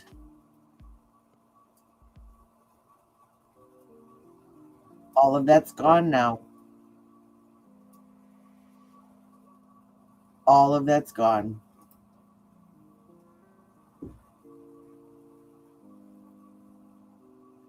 Well, I know that like anyone can publicly request to edit something on Wiki. But usually I thought it was more of because of fact finding. Like, so you find something, you debunk something that it says about somebody, or information that's incorrect, whatever, and it can be changed that way. But this is like, they literally took out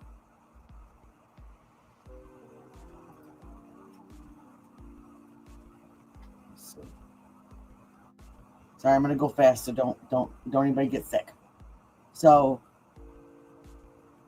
Yeah, her background. You can apply for edits, but I believe they have to be approved. Yeah, Nancy Ellen Long was born on January 27th, 1942 in Fort Wright, Kentucky, United States. She has lived in the Tucson area for more than 5 decades. Having moved there with her family in the early 1970s, she was married to Charles Guthrie until his death at age 49 on a mining exploration trip in Mexico in 1988. She has 3 children, Savannah, Annie, and Cameron. According to family members, Guthrie is mentally sharp, here we go again, and independent. And she lives alone in her home in the Catalina foothills. At age 84, she has limited mobility and requires daily medication for a chronic condition. She's active in her community and is a regular churchgoer. That's it. That's it. Yeah, right after her birthday.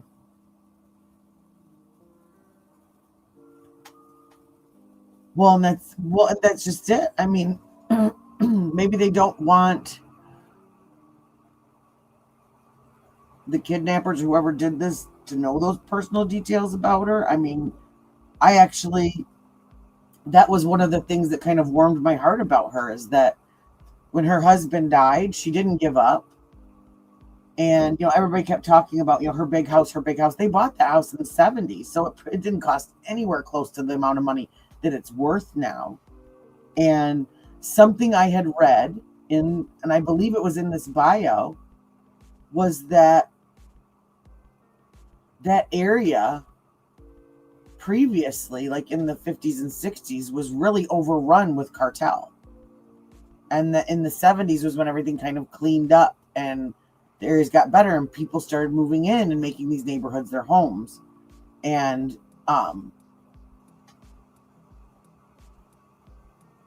I wish I had. I'm so mad that I didn't. I'm so mad that I didn't.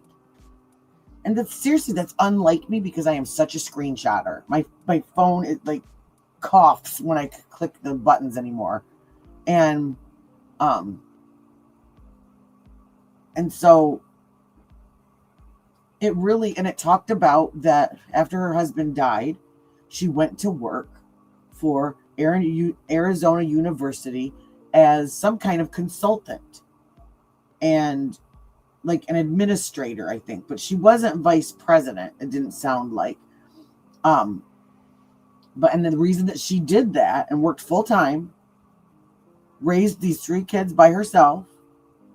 And we don't know, what financial state she was left in when her husband passed. I don't know anything about that, but, she knew she had to put 3 kids through college. That was important to her. And so she worked and did that so that they could go to college there. And that's something that they were really proud of, is that they graduated from Arizona University. And I don't know, it's weird. I don't understand why. And they talked about when they got married, they talked about the couple different places that they had lived before. And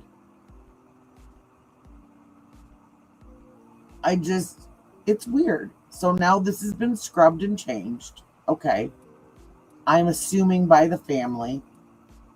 Maybe it is the FBI. Maybe there's personal details in there that they wanted to use for proof of something. I don't know. And we can't use Sheriff Nanos in any titles, or else you get stuck in the title phase of putting live video out. I mean, I've never seen anything like this in a missing persons case, especially not a kidnapping case, where you literally believe that someone has done harm to them. I mean, I don't know. Oh man, I'm mad that I did not. They didn't screenshot that because, and I thought about it afterwards, but best laid plans, right? Oh, let's see. I had something else that, let me find it.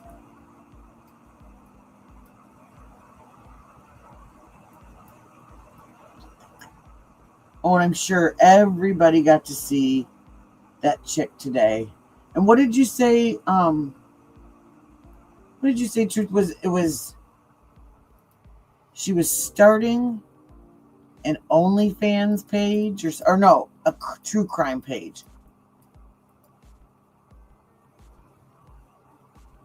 So here's this.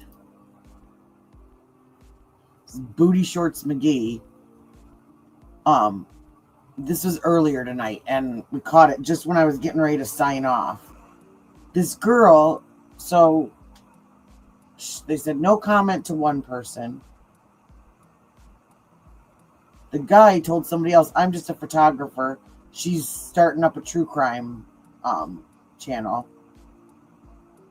And she was out modeling and doing pictures in front of the house.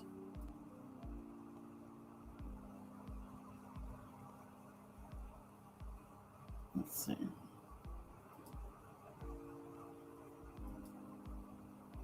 Speed this up a little, make her go fast. But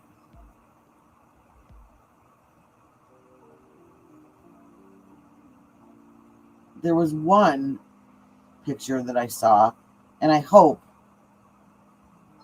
that it was just AI, but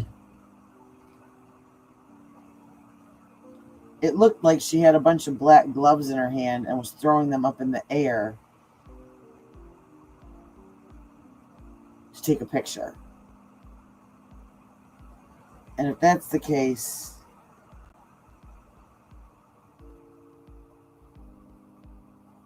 then, ugh. Just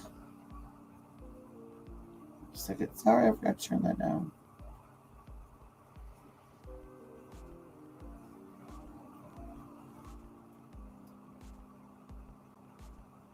So what's this? That just leads you over to TMZ.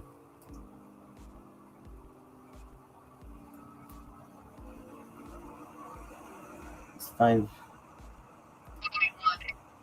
So we just have him in the area and the behavior we witnessed. So we haven't asked to detain him, but we'll probably need to get a little more for an arrest.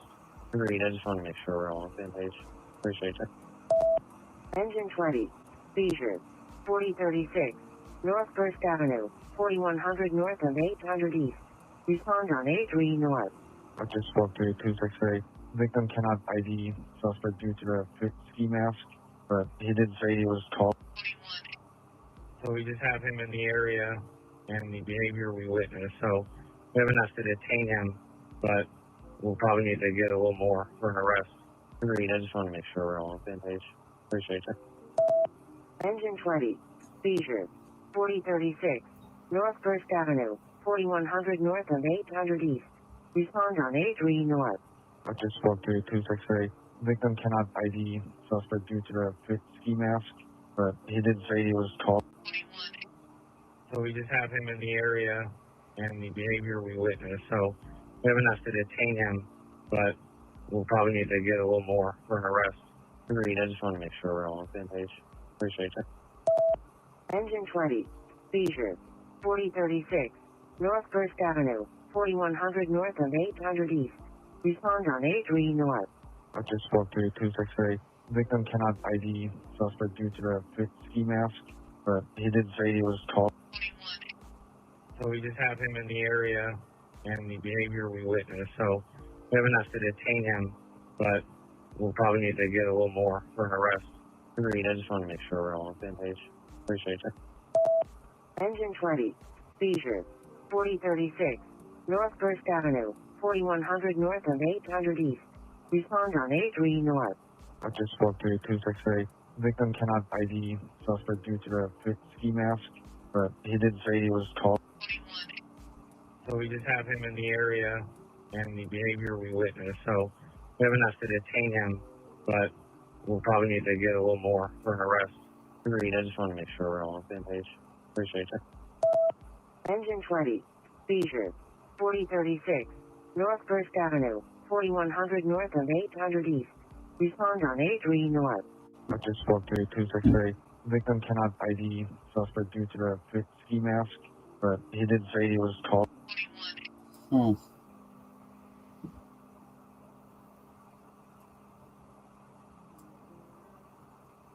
This is just more footage of that Ring camera.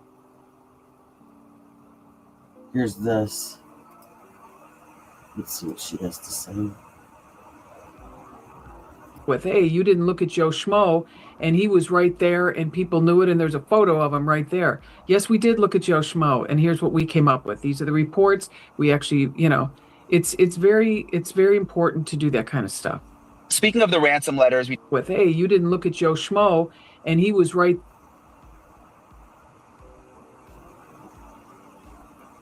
Okay.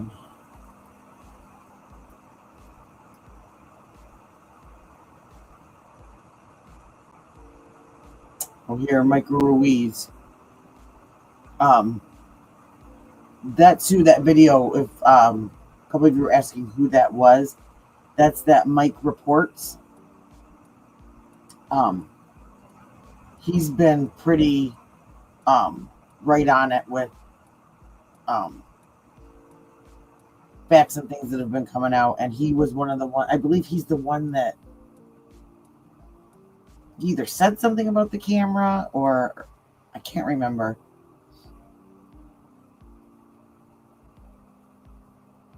Today, Palumbo Media found 5 other homes with street-facing cameras on Camino Real. 3 of the homeowners said they had not been visited by law enforcement either. No one answered the door at the other 2. None had cameras as close to the road as the ones seen. None said they had any more notable video from February 1st. The reward of over $1 million is still on the table. Anyone with information is asked to call 1-800-FBI.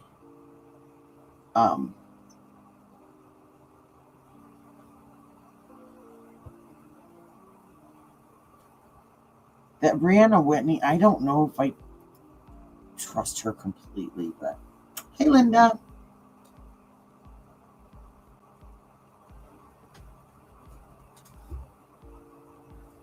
Okay, just a second. Let me.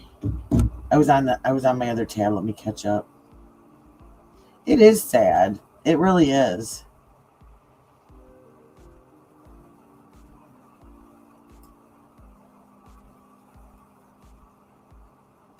Oh, that girl, yeah. Oh my gosh, that should be interesting.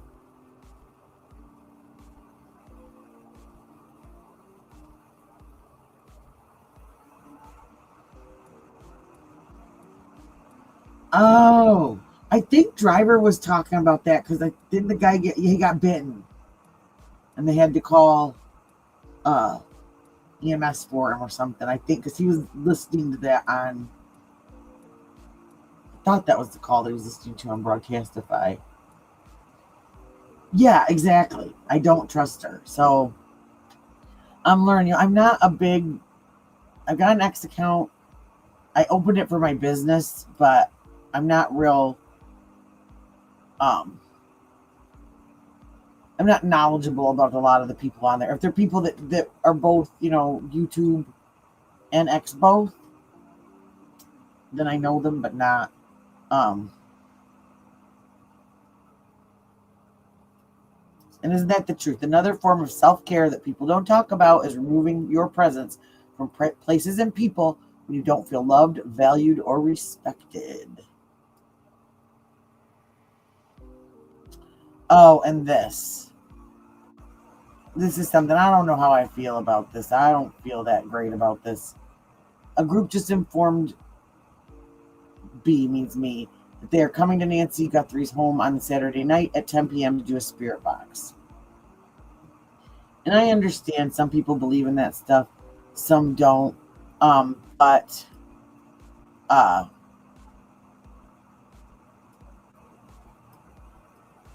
I just feel like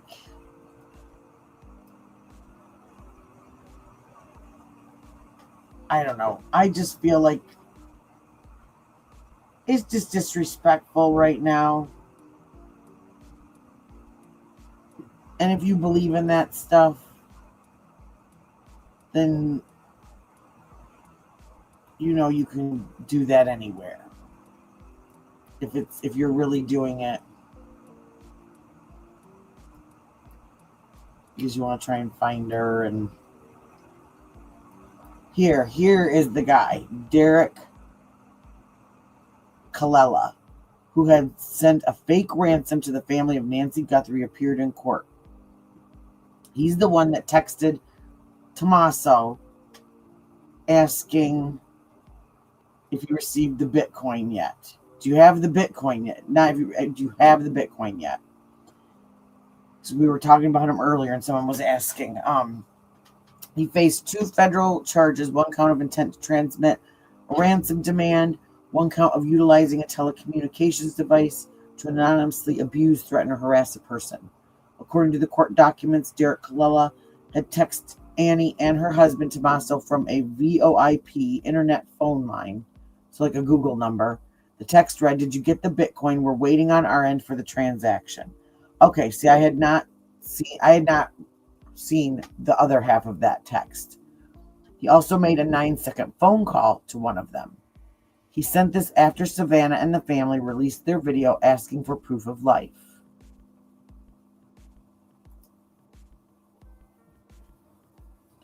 So this is the complaint.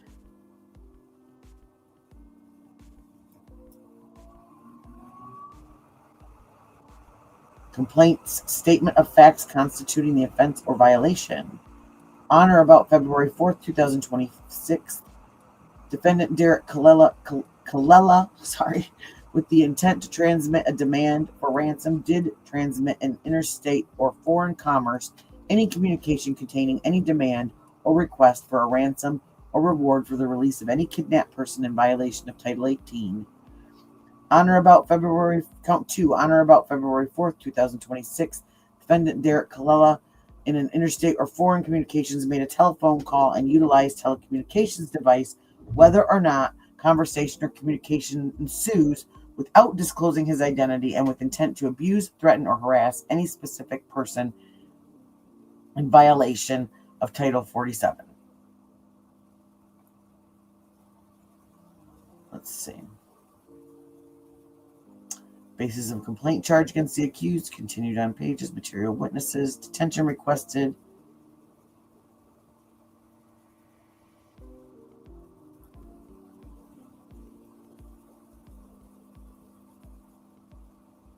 United States of America versus Derek Colella.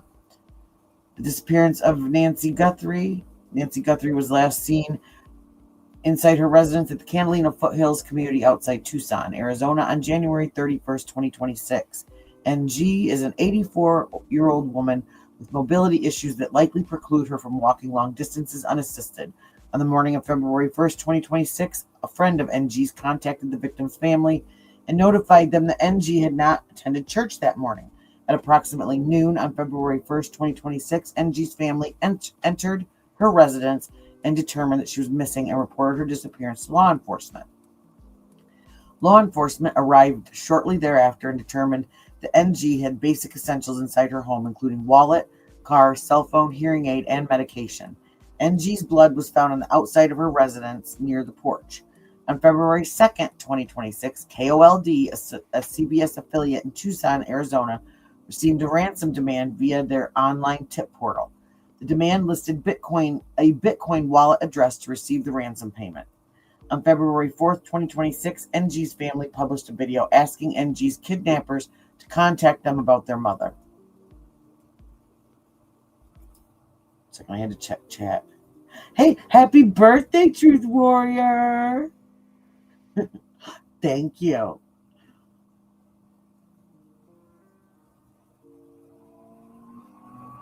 Yeah, you got it. He's our eyes in the sky at night. Yeah, which though I thought that was weird because they would go. I mean, why wouldn't they just talk to the sheriff that was in the driveway?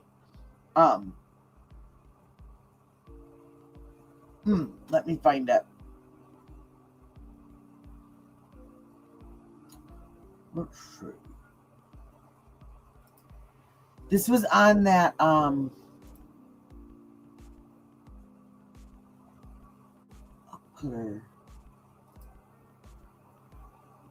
I share it? I'll follow her since I'm all up in her bee's naz.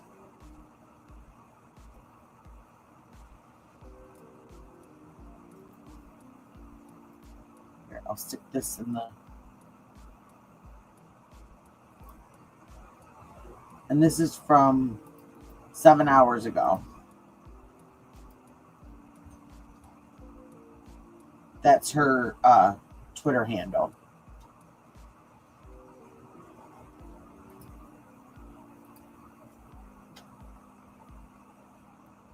Let's see, counts 1 and 2.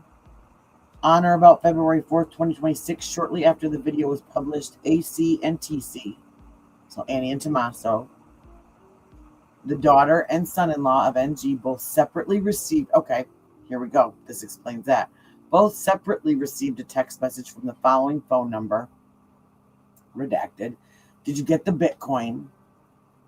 We're waiting on our end for the transaction. AC and TC received these texts while in Arizona. Law enforcement was able to determine through open source methods that the 0552 number was associated with a voice over internet protocol, text and call application that allows users to obtain another phone number for their mobile device separate from the number assigned to them by their wireless carrier. Law enforcement submitted an emergency disclosure request for the 0552 number based on the records provided for the 0552 number was registered to the following email address, redacted. The records also indicated that 0552 number had been accessed from the following IP address, redacted. The 103 IP address at approximately 6:02 p.m. on February 4th, 2026. Law enforcement submitted an emergency disclosure to request the internet provider for the 103 IP address and determined that the 103 IP address was associated with Kalela's residence in California. After Miranda warnings, Kalela admitted to sending 2 text messages. He admitted to using the VoIP account from which 2 actual text messages came. Kalela stated that he pulled family information from a cyber website that he had been following along and watching TV. When he said that he had sent text messages, he was trying to see if the family would respond. Data received shows that approximately 3 minutes after the text message, Kalela called a family member of the NG, which lasted 9 seconds. The 2 messages have not been linked to February 2nd, 2026 ransom demand. So was this something completely different than the first ransom demand? So that's all he did? He didn't send... See, that's something that was not aware of. Subscribed and sworn telephonically this 5th day of February. But that's interesting.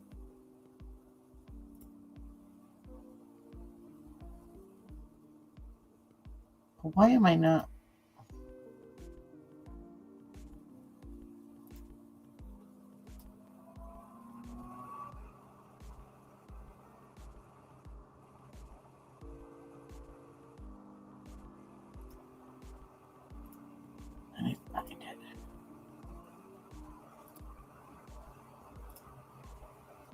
No, I'm sorry. I thought that was showing. So yeah, here is the case number and all that.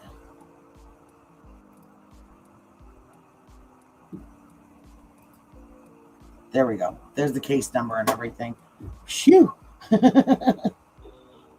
I will learn these buttons eventually. But see, that tells a little bit different story. So that says that the ransom note, that first ransom note, was not. I went on, let me find her post again so you can see it. Oop.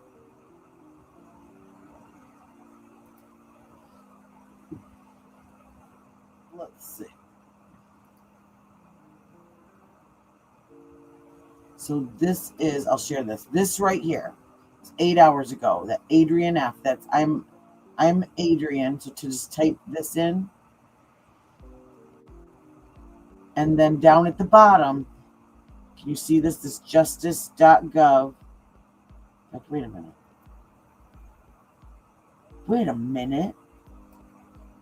Let me just do this. Will this work?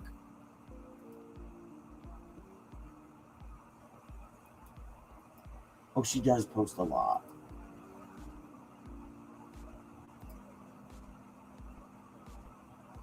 See if that works. That was the link to the document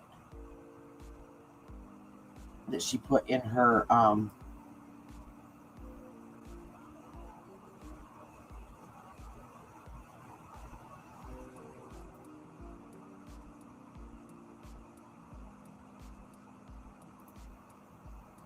yeah, because it is a it's a PDF and it'll open up in Adobe. Oh, let me see.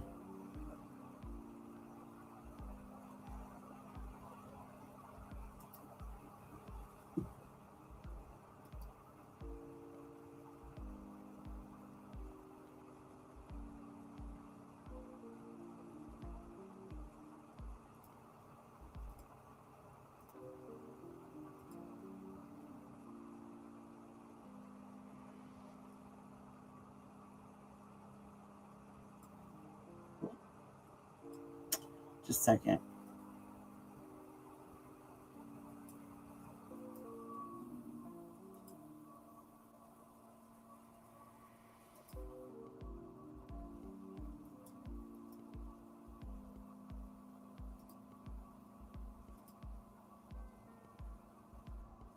Try that one. That might do it.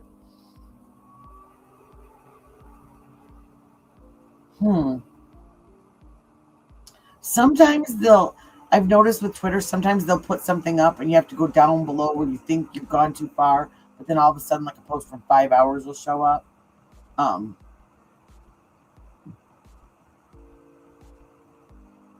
yeah, that's what's hard when you get these pages that post like, I wonder why.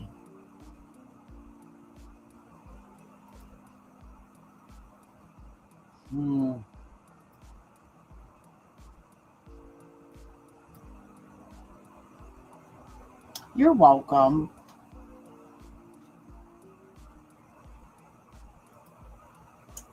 What I can do.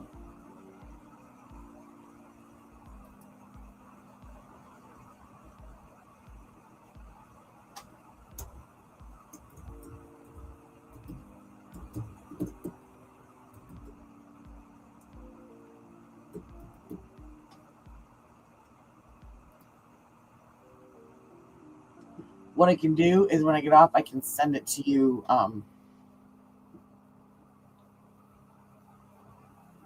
I can send it to you through email, I think.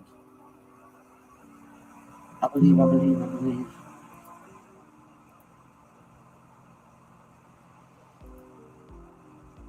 So yeah, I can do that. I can send it to you. I can send it to you through email. That'll be your birthday present. You get paperwork. Let's see.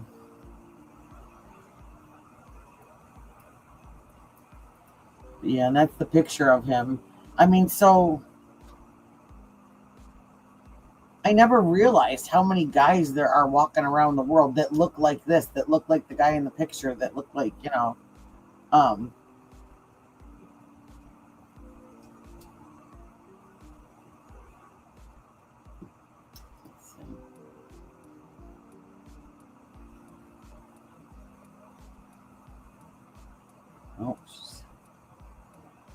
loving the JLR.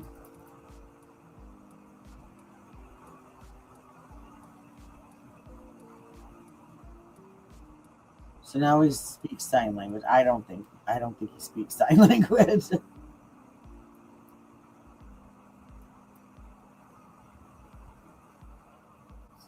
Walkie-talkie, three-way channel communication, phone to the pocket. Over, copy, over, I got the target.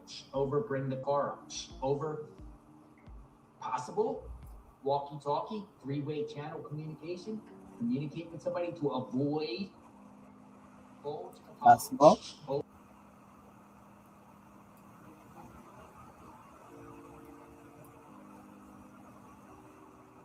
Okay, here this. her YouTube channel that she's not launched yet.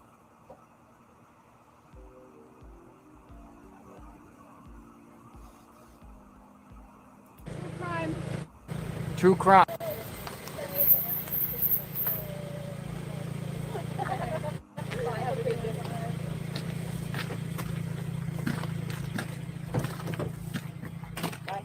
Hey, where's your channel? It's not launched yet. It's not launched yet. What's it gonna be? Crime. True crime. True crime channel. All right, guys, take care. Bye. Bye-bye.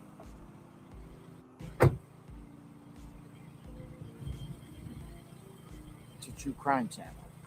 Well, they're off. They got their Uber.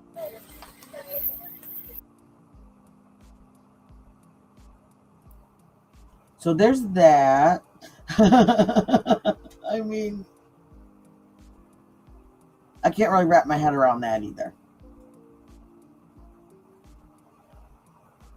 I don't know. I wear more clothes when I go true criming, but it's also like 30 degrees here right now too. So, and to be honest, you'll never catch me in a pair of booty shorts no matter what. Those days have passed. So, and I just think it's just kind of, it wasn't shown in that picture, and ew. Okay, I didn't want to see that. Sorry about that. Massive police presence is developed near 19th Avenue and Interstate 17 in Phoenix. Oh, that's too bad. Authorities have confirmed an officer-involved shooting is in progress in the area. That happened just the other night. Oh, here. This is something that I wanted to say too, because someone earlier today was asking about, said, wouldn't the FBI, wouldn't the law enforcement have to clean up everything before they can give it back to the homeowner? And no, they don't. They leave you with whatever mess there is, and including luminol and fingerprint powder and all that kind of stuff. You have to clean all of that up yourself. And this Michael Ruiz has said that crime scene cleanup is up to the property owner.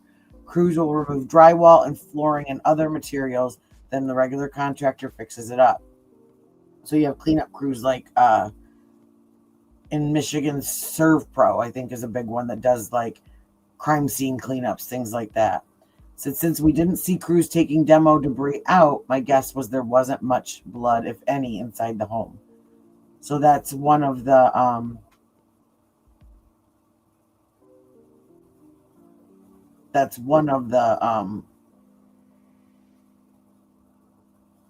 things that people are taking into note, is that, yeah, if there wasn't much, and they've got people going in there and putting in cameras and all that stuff, I doubt they'd do that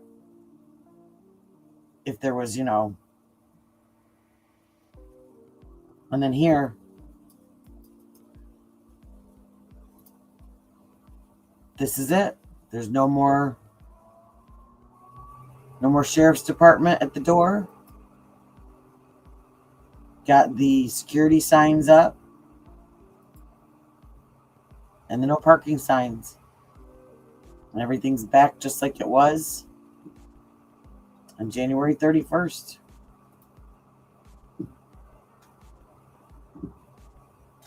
Well, and that's it. Literally everyone's a suspect. I mean, we're all suspects technically. Who knows? Oh, I'm telling you. I was told a story early that's kind of grody, but there was a nasty death in my family years ago, and they didn't have the money, the funds to pay to have a professional crew come out and clean it up. And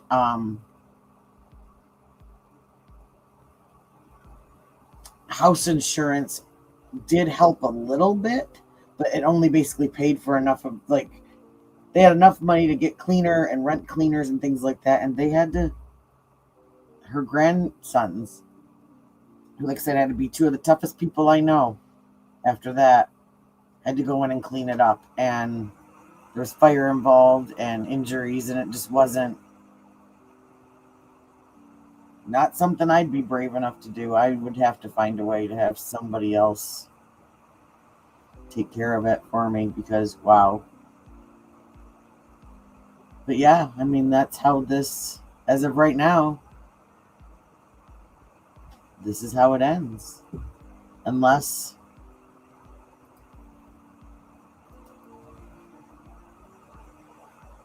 it's like nothing ever happened, right? Unless something big that they're holding, holding quiet and close happens, then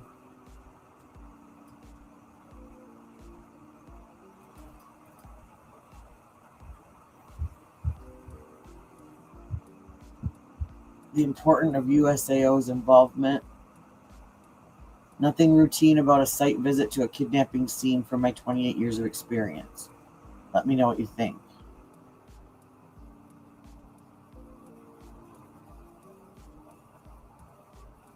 That still got me wondering too. Can we go back to what do they know that we don't know? I'm not an expert or anything, but I did find it weird that the prosecuting attorney went through with the feds. I mean, they had the big dogs out that day walking through the house. So I just wonder. So look at how many cases when we swear that they had nothing. And it gets quiet. And they're able to kind of do their stuff. And then all of a sudden,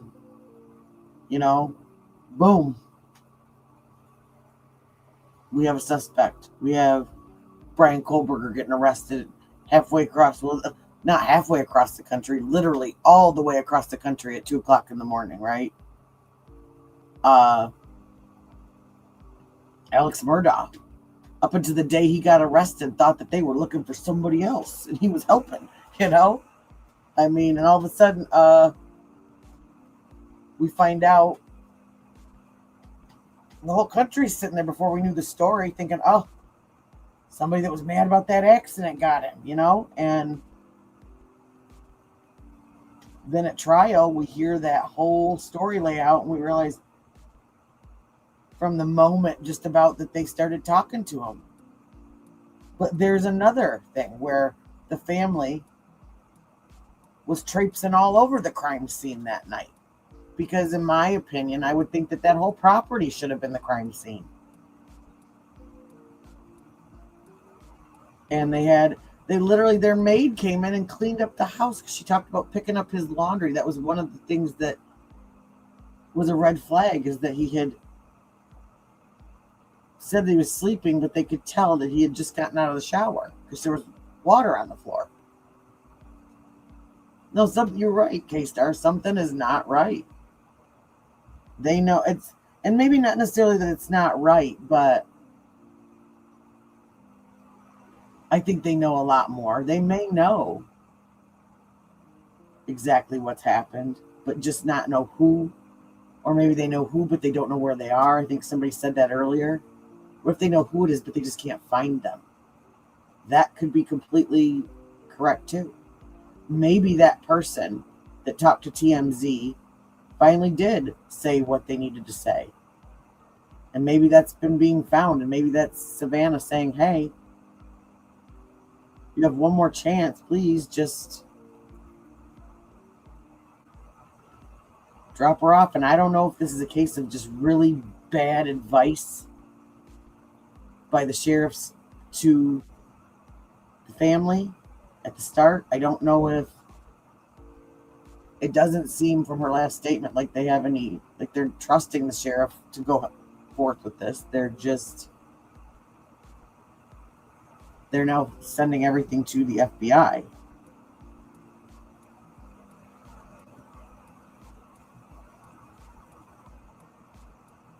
Whose laundry?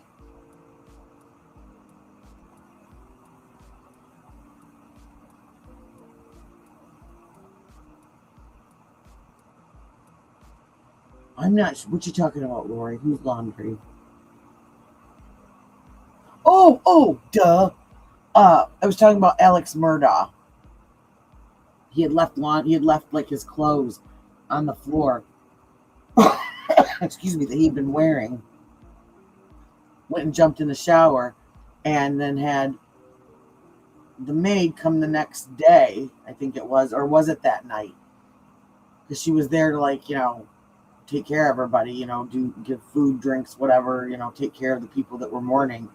And she had said that she found his shirt and his pant, I think, or was it just a shirt? An article of clothing on the floor, and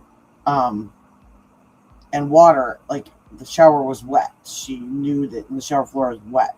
She knew he'd been in the shower, and she just picked up those clothes. And that's when she walked into the laundry room and she saw Maggie's pajamas on the floor, but they were like laid out. And she said she would never have done that. And that was one of the red flags, was that, what got lost? Because they didn't have any even inkling that he was wife and his child, and not him. And what could have been lost in that washing machine? That shirt could have been absolutely covered in residue, in like gunshot residue. They found that huge coat stuffed in his dad's closet, or his mother's closet. I think it was his mother's closet. That she never would have worn that. It was like a men's hunting coat. Was it a coincidence? That was the one that they found shotgun residue on.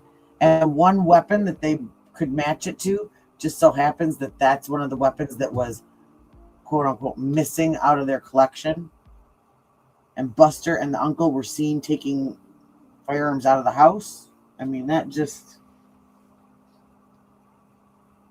it just goes to show you, when somebody has power, what can be covered up, what can be not, what can. And I think there's a lot of stuff being covered up just simply because this sheriff doesn't want to admit that he screwed up.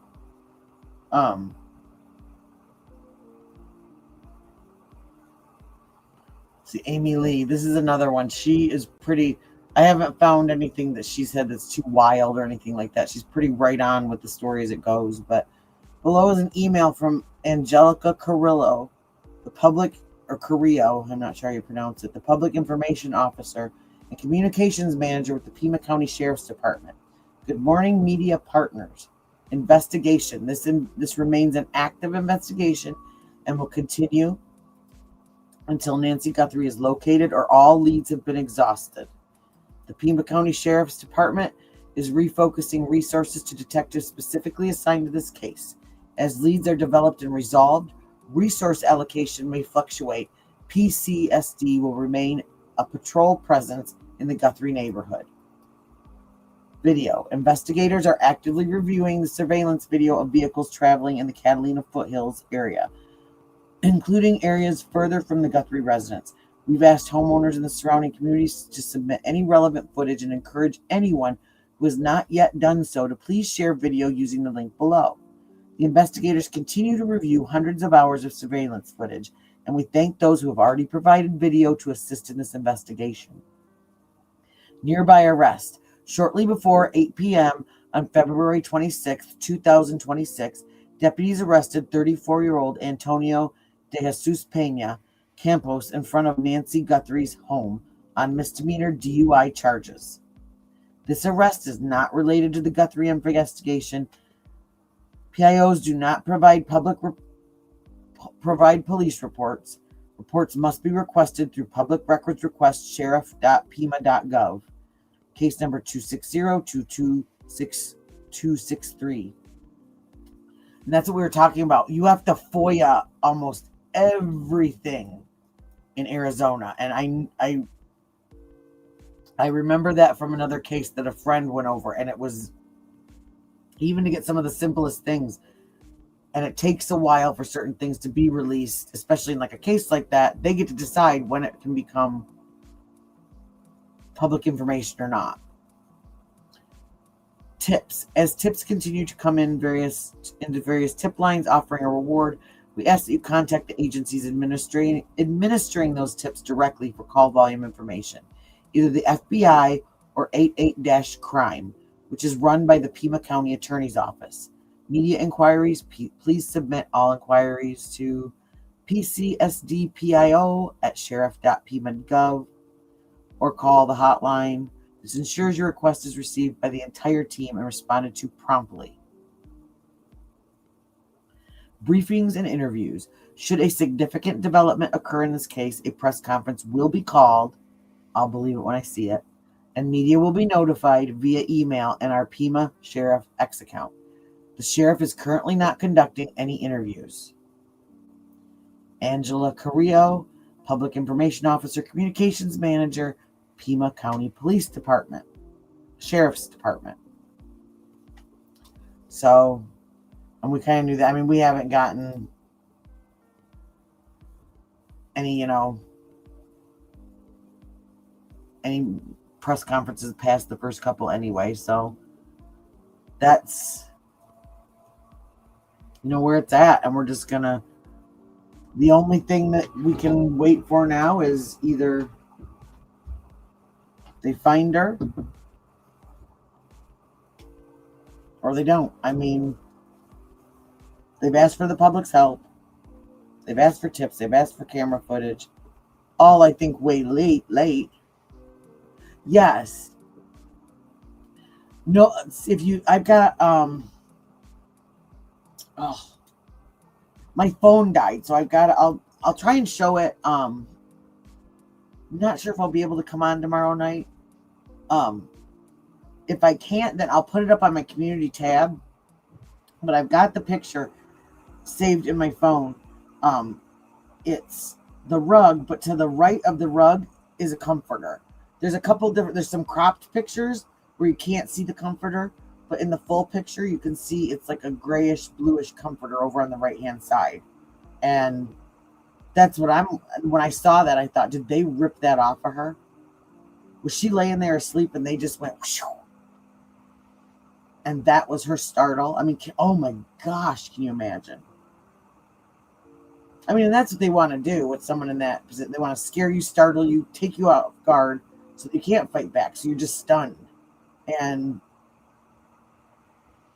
if they went in through that door, and that was the bedroom door, it's in that little patio that we kept seeing officers walk around and back and stuff. I wonder if that's what they were looking to see, if anybody was trying to get in there, or because they knew that was a point of interest, maybe. And again, it's her bedroom, and it was in a closed off area. So it's very likely that maybe she left the door cracked for some fresh air when she slept. And if they had been out there previously, maybe they noticed that. And for a young man, in his 20s or 30s, to hop over a brick wall like that was maybe, I'm going to say at the most, maybe 5 foot tall. That would be nothing for one of them. And we were talking earlier about, the camera footage. We really don't know when that came from. That could have been them on their way out, and he was taking the camera just to make sure that it didn't get any shots. Could they have come out when that other picture was found with the different lighting? Could they have come out earlier? Maybe they took out those floodlights. Because when you look, that's where the other side of the bedroom is. You go down the garage, there's the big patio, and then right next to the patio is the pool. But if you squeeze around, then you go around the side of the house, right there is that little patio. It's in between the corner of the house and the front door. So when they say that there was a back door left open, I mean, you would consider that a back door. It doesn't necessarily have to be in the back of the house, but like an extra door, a door that's not a public entrance. Some people refer to any door that's not a public entrance or a main entrance as a back door. So that would maybe be why there's no sign of forced entry, because all they had to do was slide the door open and walk in. And you know, we said maybe they did take her out that blue door that leads into the garage. Maybe they took her out the patio that was right next to her bedroom that led right there to the gate that led right to the driveway. There was the Airbnb that nobody was staying in. Who knows if somebody's squatting in there or something waiting for her. I mean, whatever happened, it's terrifying. And it really makes you think about, I mean, that's something, at least I'm trying to look at like this, is at least one possibly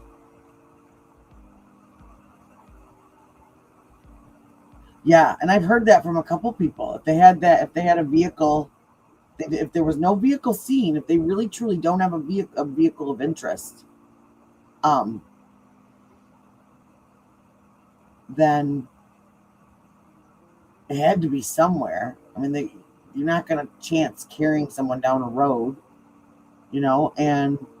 But one good thing that's came of this is I think a lot of us have started to question the security at our own homes, and started to question how safe are our parents, how safe are our aunts and our uncles and our grandparents that are living on their own, and are there things that we need to do that we haven't even thought of? Because, you know, I can see her leaving that window open because she's lived there since the 70s. You know, when you do live in an area like that, you get sometimes like a false sense of security that nothing's ever happened out there. That's what we keep hearing. Nothing's ever happened out here. We get, you know, car break-ins, stuff like that, run-of-the-mill stuff. And, you know, it's easy to take for granted how safe your neighborhood is until something bad happens, till some bad person walks in. And it can happen in any neighborhood, in any city, in any whatever. It doesn't matter.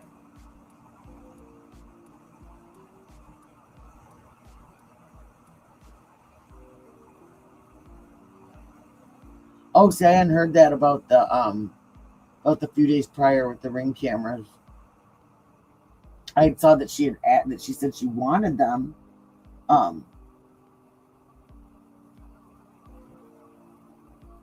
Yeah, see, I don't know, because we don't have Ring cameras, so I don't know how their subscriptions work. But that was whatever it was. But if it's a free trial, maybe they didn't have all the functions. Maybe like the how fast it rewrites data or whatnot. That might have, like, they might not have had like the full, like with StreamYard. There's a free version, but it only records and saves like 30 minutes of video. But if you buy the subscription, you get like hours and hours and hours. I heard someone else talking about it, said it will still record, but it won't, like, it'll record so far once it detects motion, I think it was. Yeah, and then it will write over it and not save it. But I think, and that's how they said they found it in the cloud. But it wasn't her cloud. Like, it sounded like they just went through like the data, because you know how we always say nothing is ever erased or truly gone. It's floating up in the interwebs all above us in outer space, all these little data bits running between satellites to satellites. We think we erased that, you know, that cleavage picture from 1985 or 1985, but you know what I mean. And guess what? It's somewhere floating around. And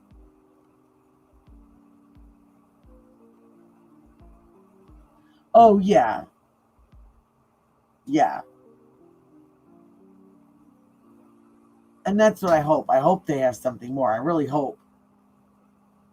I hope for the, said Harvey Levin coming out and saying like they really literally have nothing. I guess if that were the truth, then I would expect a press conference saying, listen, ladies and gentlemen, because they really want to get the media and everybody out of there, right? They want them out of there. So then why not have a press conference and say, listen, we've exhausted all leads. We have nothing. And then we just read in this statement here, they are going through leads. They're not exhausting anything. They're still looking through it. Like we said earlier, it's not cold. It's just quiet right now. And there's a bunch of like busy work, like data work to be done right now that's not going to be on the 6 o'clock news. There's nothing to see right now. And, who knows with the DNA, they said they're going to be working on trying to figure something out. And I mean, there's been some crazy stuff that has happened that some phlebotomist, some genealogist, not genealogist, but some scientist says, hey, like, maybe we try this and it works, No, I thought that too, that there was no spokesperson, that there was nobody. Because I understand the family not speaking out. They're at their wits' end, and maybe just getting up to do that stuff was one of the hardest things they had to do, But that's right. You did, didn't you? That is right. Well, there you go. I think they were getting more. That was, yes, I think they were getting more, trying to get more samples, possibly, or test something that they had, or get a sample from someone.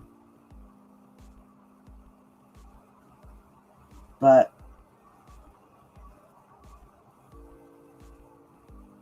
I mean, we're just going to have to see what, we're going to have to see what the day brings. And like my man Jerry said, they got to take time off. Like,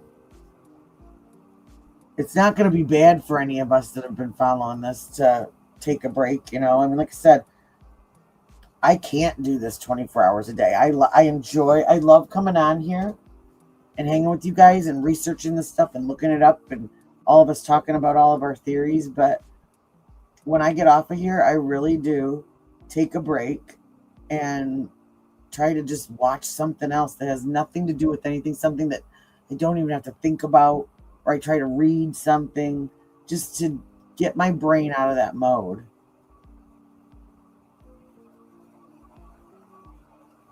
Yeah. I think that's kind of been the general consensus in here tonight, Norma, is yeah, she's not with us anymore. And honestly,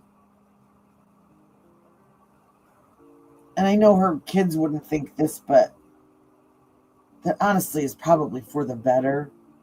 And I'm not being a jerk when I say this, but can you imagine, like, first of all, what kind of health physically, let's say they find her tomorrow, is she going to be in?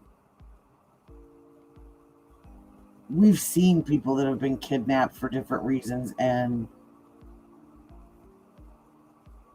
come back and they're a shell of the person they were. And these are people that are a lot younger than her. And you wouldn't just be physically scarred, you'd be mentally scarred too, And would she be... Can you imagine something like that happening to you And then you have to go back into the world and you have to trust that that's never going to happen to you again. I don't know that I could do it.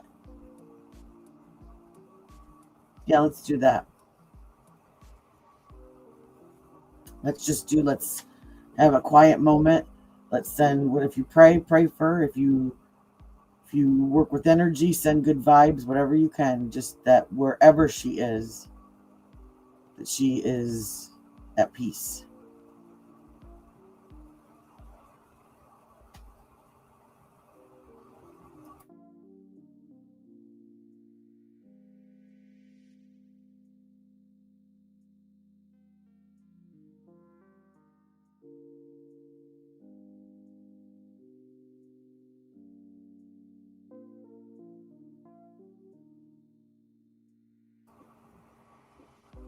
Thank you, Truth Warrior. I think that was a good idea. You know, that's something that I really truly believe in, is that whether it's prayer, whether it's energy, whatever you believe in,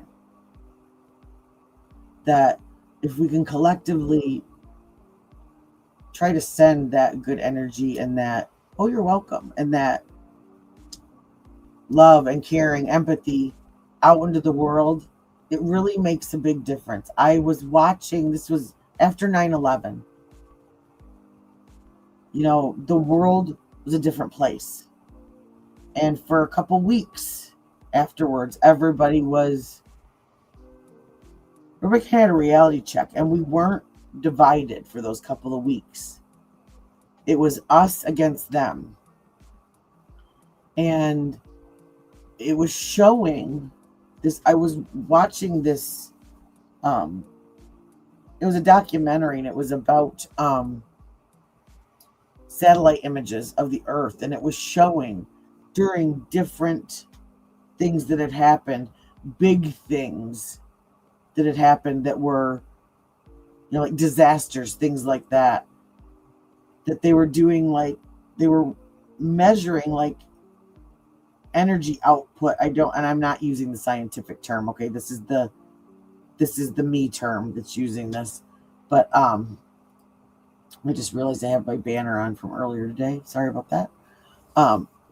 But it showed in the United States that the United States was glowing brighter than it had post 9/11, and it glowed brighter for a couple weeks, and afterwards it went back to just its regular illumination of energy that it would have showed. And what they believed that was literally all of our human conscious and our energies, our consciousness and our energies that were so emotional and in tune with each other, and just trying to understand all of this, but everybody was giving people support. Everybody was, I remember people talking about people are opening doors for people they wouldn't have. And not only that, but also anger. Afterwards, it showed another scan of a couple weeks later, when we believed we found out who did this, and all of this stuff happened, and we started going to war and everything because of it. It showed another plume of energy. And so it just really showed me how, even though we don't realize it, how powerful our feelings and our actions and our emotions can really be, not just to ourselves, but to everything and everyone around us, and how that positivity literally was spreading from person to person to person, and it was literally being documented by an influx of energy coming out. I mean, that just was so wow to me. Hi, Parker. Jay Parker. So I don't know. I'm a data geek like that, and I love stuff like that, and that's exactly it. Every little act of kindness matters. That really was like almost like it was scientifically being shown that all of these things really do have a footprint that we leave behind us, whether it's a footprint that lasts for 5 minutes, a month, a lifetime. And the law of attraction, you get what you give, you know? So that's what I try. And I haven't always been like that. And I haven't always believed that. I'm going to have to find that because now I want to see it again too. It was so interesting. It was all these satellite images. And it was so cool to see that. It's got to be. I'm wondering. I'll have to look. I'll go for. I will. I'm going to hunt for that because I used to have a playlist of all these. I'm a weirdo. Okay, I have a favorite physicist. Okay, I love learning about that stuff, but quantum physics, all that stuff. And oddly enough, how I got into it was reading Dean Koontz books because he talks about all that stuff in there. And I was like, because as you know, I have to find stuff and I have to prove it wrong or wrong or right. And so I'd read these Dean Koontz books and I'd be like, okay. And I'd start looking up the theories and stuff that he had in there. And some of them, they were all based on theories that are out there, and that's what physics is. It's theoretical. We still can't necessarily prove. Well, although Dr. Cuckoo? He believes that he has proved the exact moment that everything started. That's an interesting documentary too. Exactly. See? That's what I think is so cool is I'm really enjoying this and I'm glad I started a channel. I was starting to get to where I wasn't so sure, but I really met some really cool people that you guys are like me. We like looking into stuff. We're curious and we're smart and we figure this stuff out. And are we gonna solve this whole case? Probably not. Although I'm going to say that I believe that we probably already figured it out somewhere along the line. We just have forgotten because we've talked about so many theories, and oh yeah. Well, see, in when I was a scout leader, I was a merit badge teacher, and that was one of the things that I did was I did astronomy. And I did the Earth's weather. I can't remember the name of the badge, the meteorology badge. And it was so cool, the stuff that we were learning and about like the solar storms and things like that, and the weather on every planet. And yeah, me too. And like I said, my good friend used to do true crime. She's gotten out of it. And I get it. She got caught up in some really deep cases and stuff. And I don't ever go that deep. Not like her. She was like boots on the ground, all that stuff. I'm not there. I just like having some really good deep dive discussions about some of this stuff because I want to understand what's going on around me. And I want to understand why people do the things that they do. And that's why I'm so interested in true crime and interested in serial killers. I want to understand why. Are they created or are they born like that? Or is it both? I want to understand that psychology. I don't necessarily care to see the sick pictures. It's more about why. Why did this happen? And how can we stop this? Is there a way we could have seen something coming for next time? And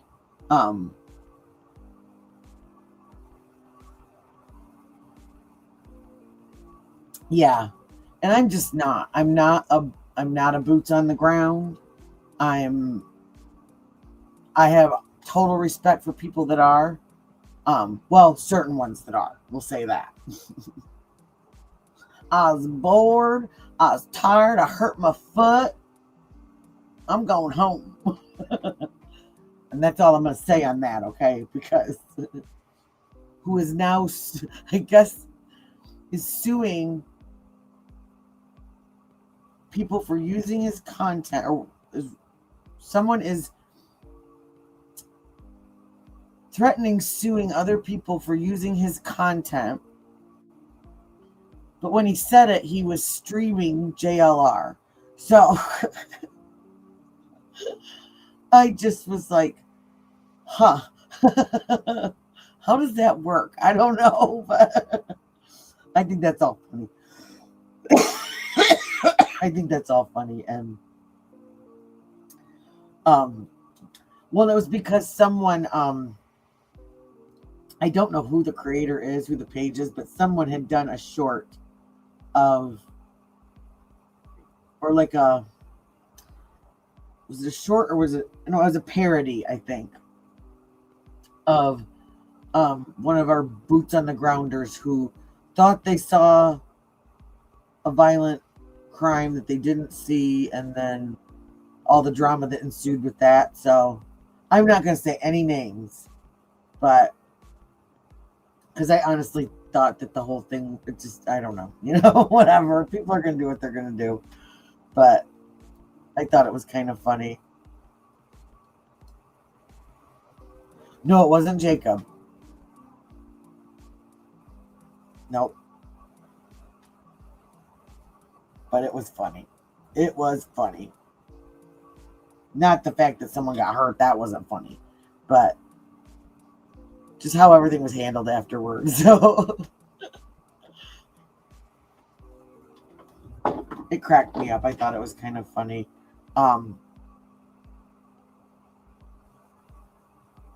Let's see.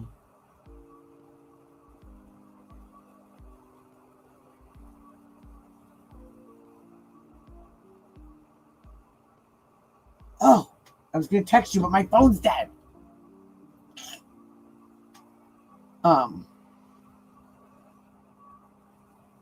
He was I'll just say he's the one that went off to go chase the other SWAT thing at Culver's, while JLR stayed back in Marana. I'll text you when my phone gets, because I don't want anybody coming and trying to sue me, get my bubble goose in trouble. No, thank you. I know how to stay in my little middle lane, and I'm fine right here. I've always said it. It's good. We have good background. We have snacks. We have good stuff to watch. We have good conversations. So, yeah. No, I find some of that funny. And I think, too, the other cases that he had been on before that I knew of him at were completely different than this one. Between the mustard and the mayo. Oh, man. You cracked me up. It's just funny how it turns into that sometimes. And I get a kick out of it. I don't ever get in the middle of any of that stuff, because no thank you. But, well, you've seen some of the stuff going on in the true crime community and stuff. And it's made me aware that, like I said, I don't want to be in the middle of any of that. And although I don't really have to worry, I'm a pretty boring person. If somebody wanted to dox me or anything like that, like, I'm going to be a huge disappointment. I have the most boring life ever. Oh, yes. Anyone that saw, I should have said it earlier when we had the big room full. But I'll still say it to all of you.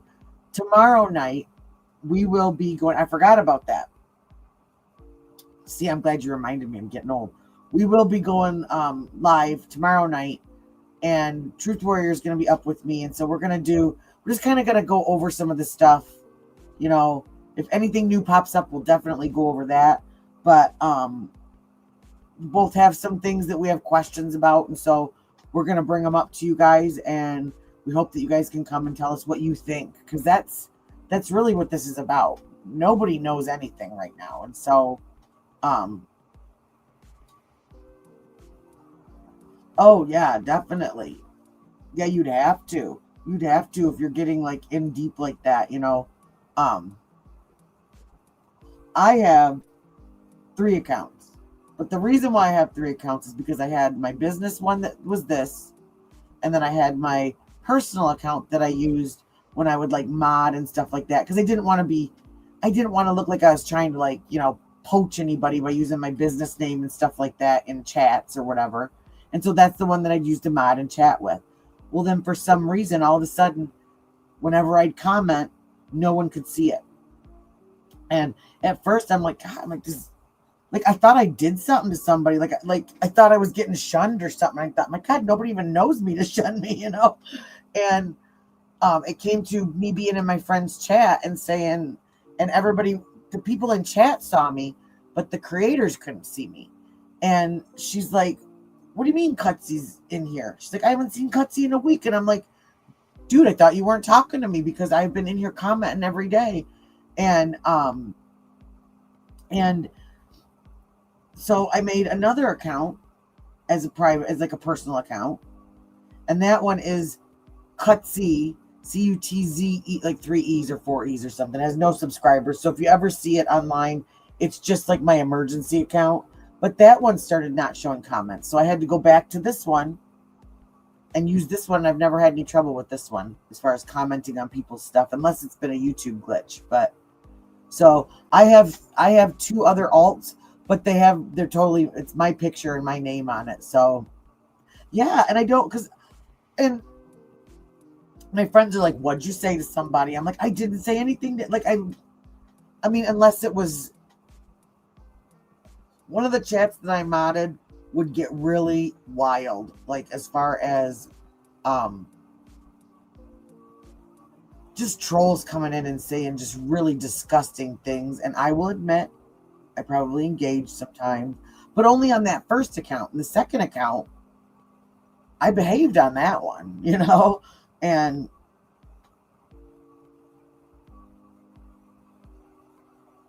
okay, I'll remember that. So no, start fighting with me. That's hilarious. Yeah, no, mine are all boring. They all say me. And I know I did go in to, I can't remember whose chat it was, and they were like, they didn't, like, you could tell they were talking, they were replying back to me, but like whenever she would reply back to me, I'd hear this kind of like sound of like distrust, and I had to go, I'm like, I swear it's me, it's really me. I was like, this is just my other account's broken and I'm on this one.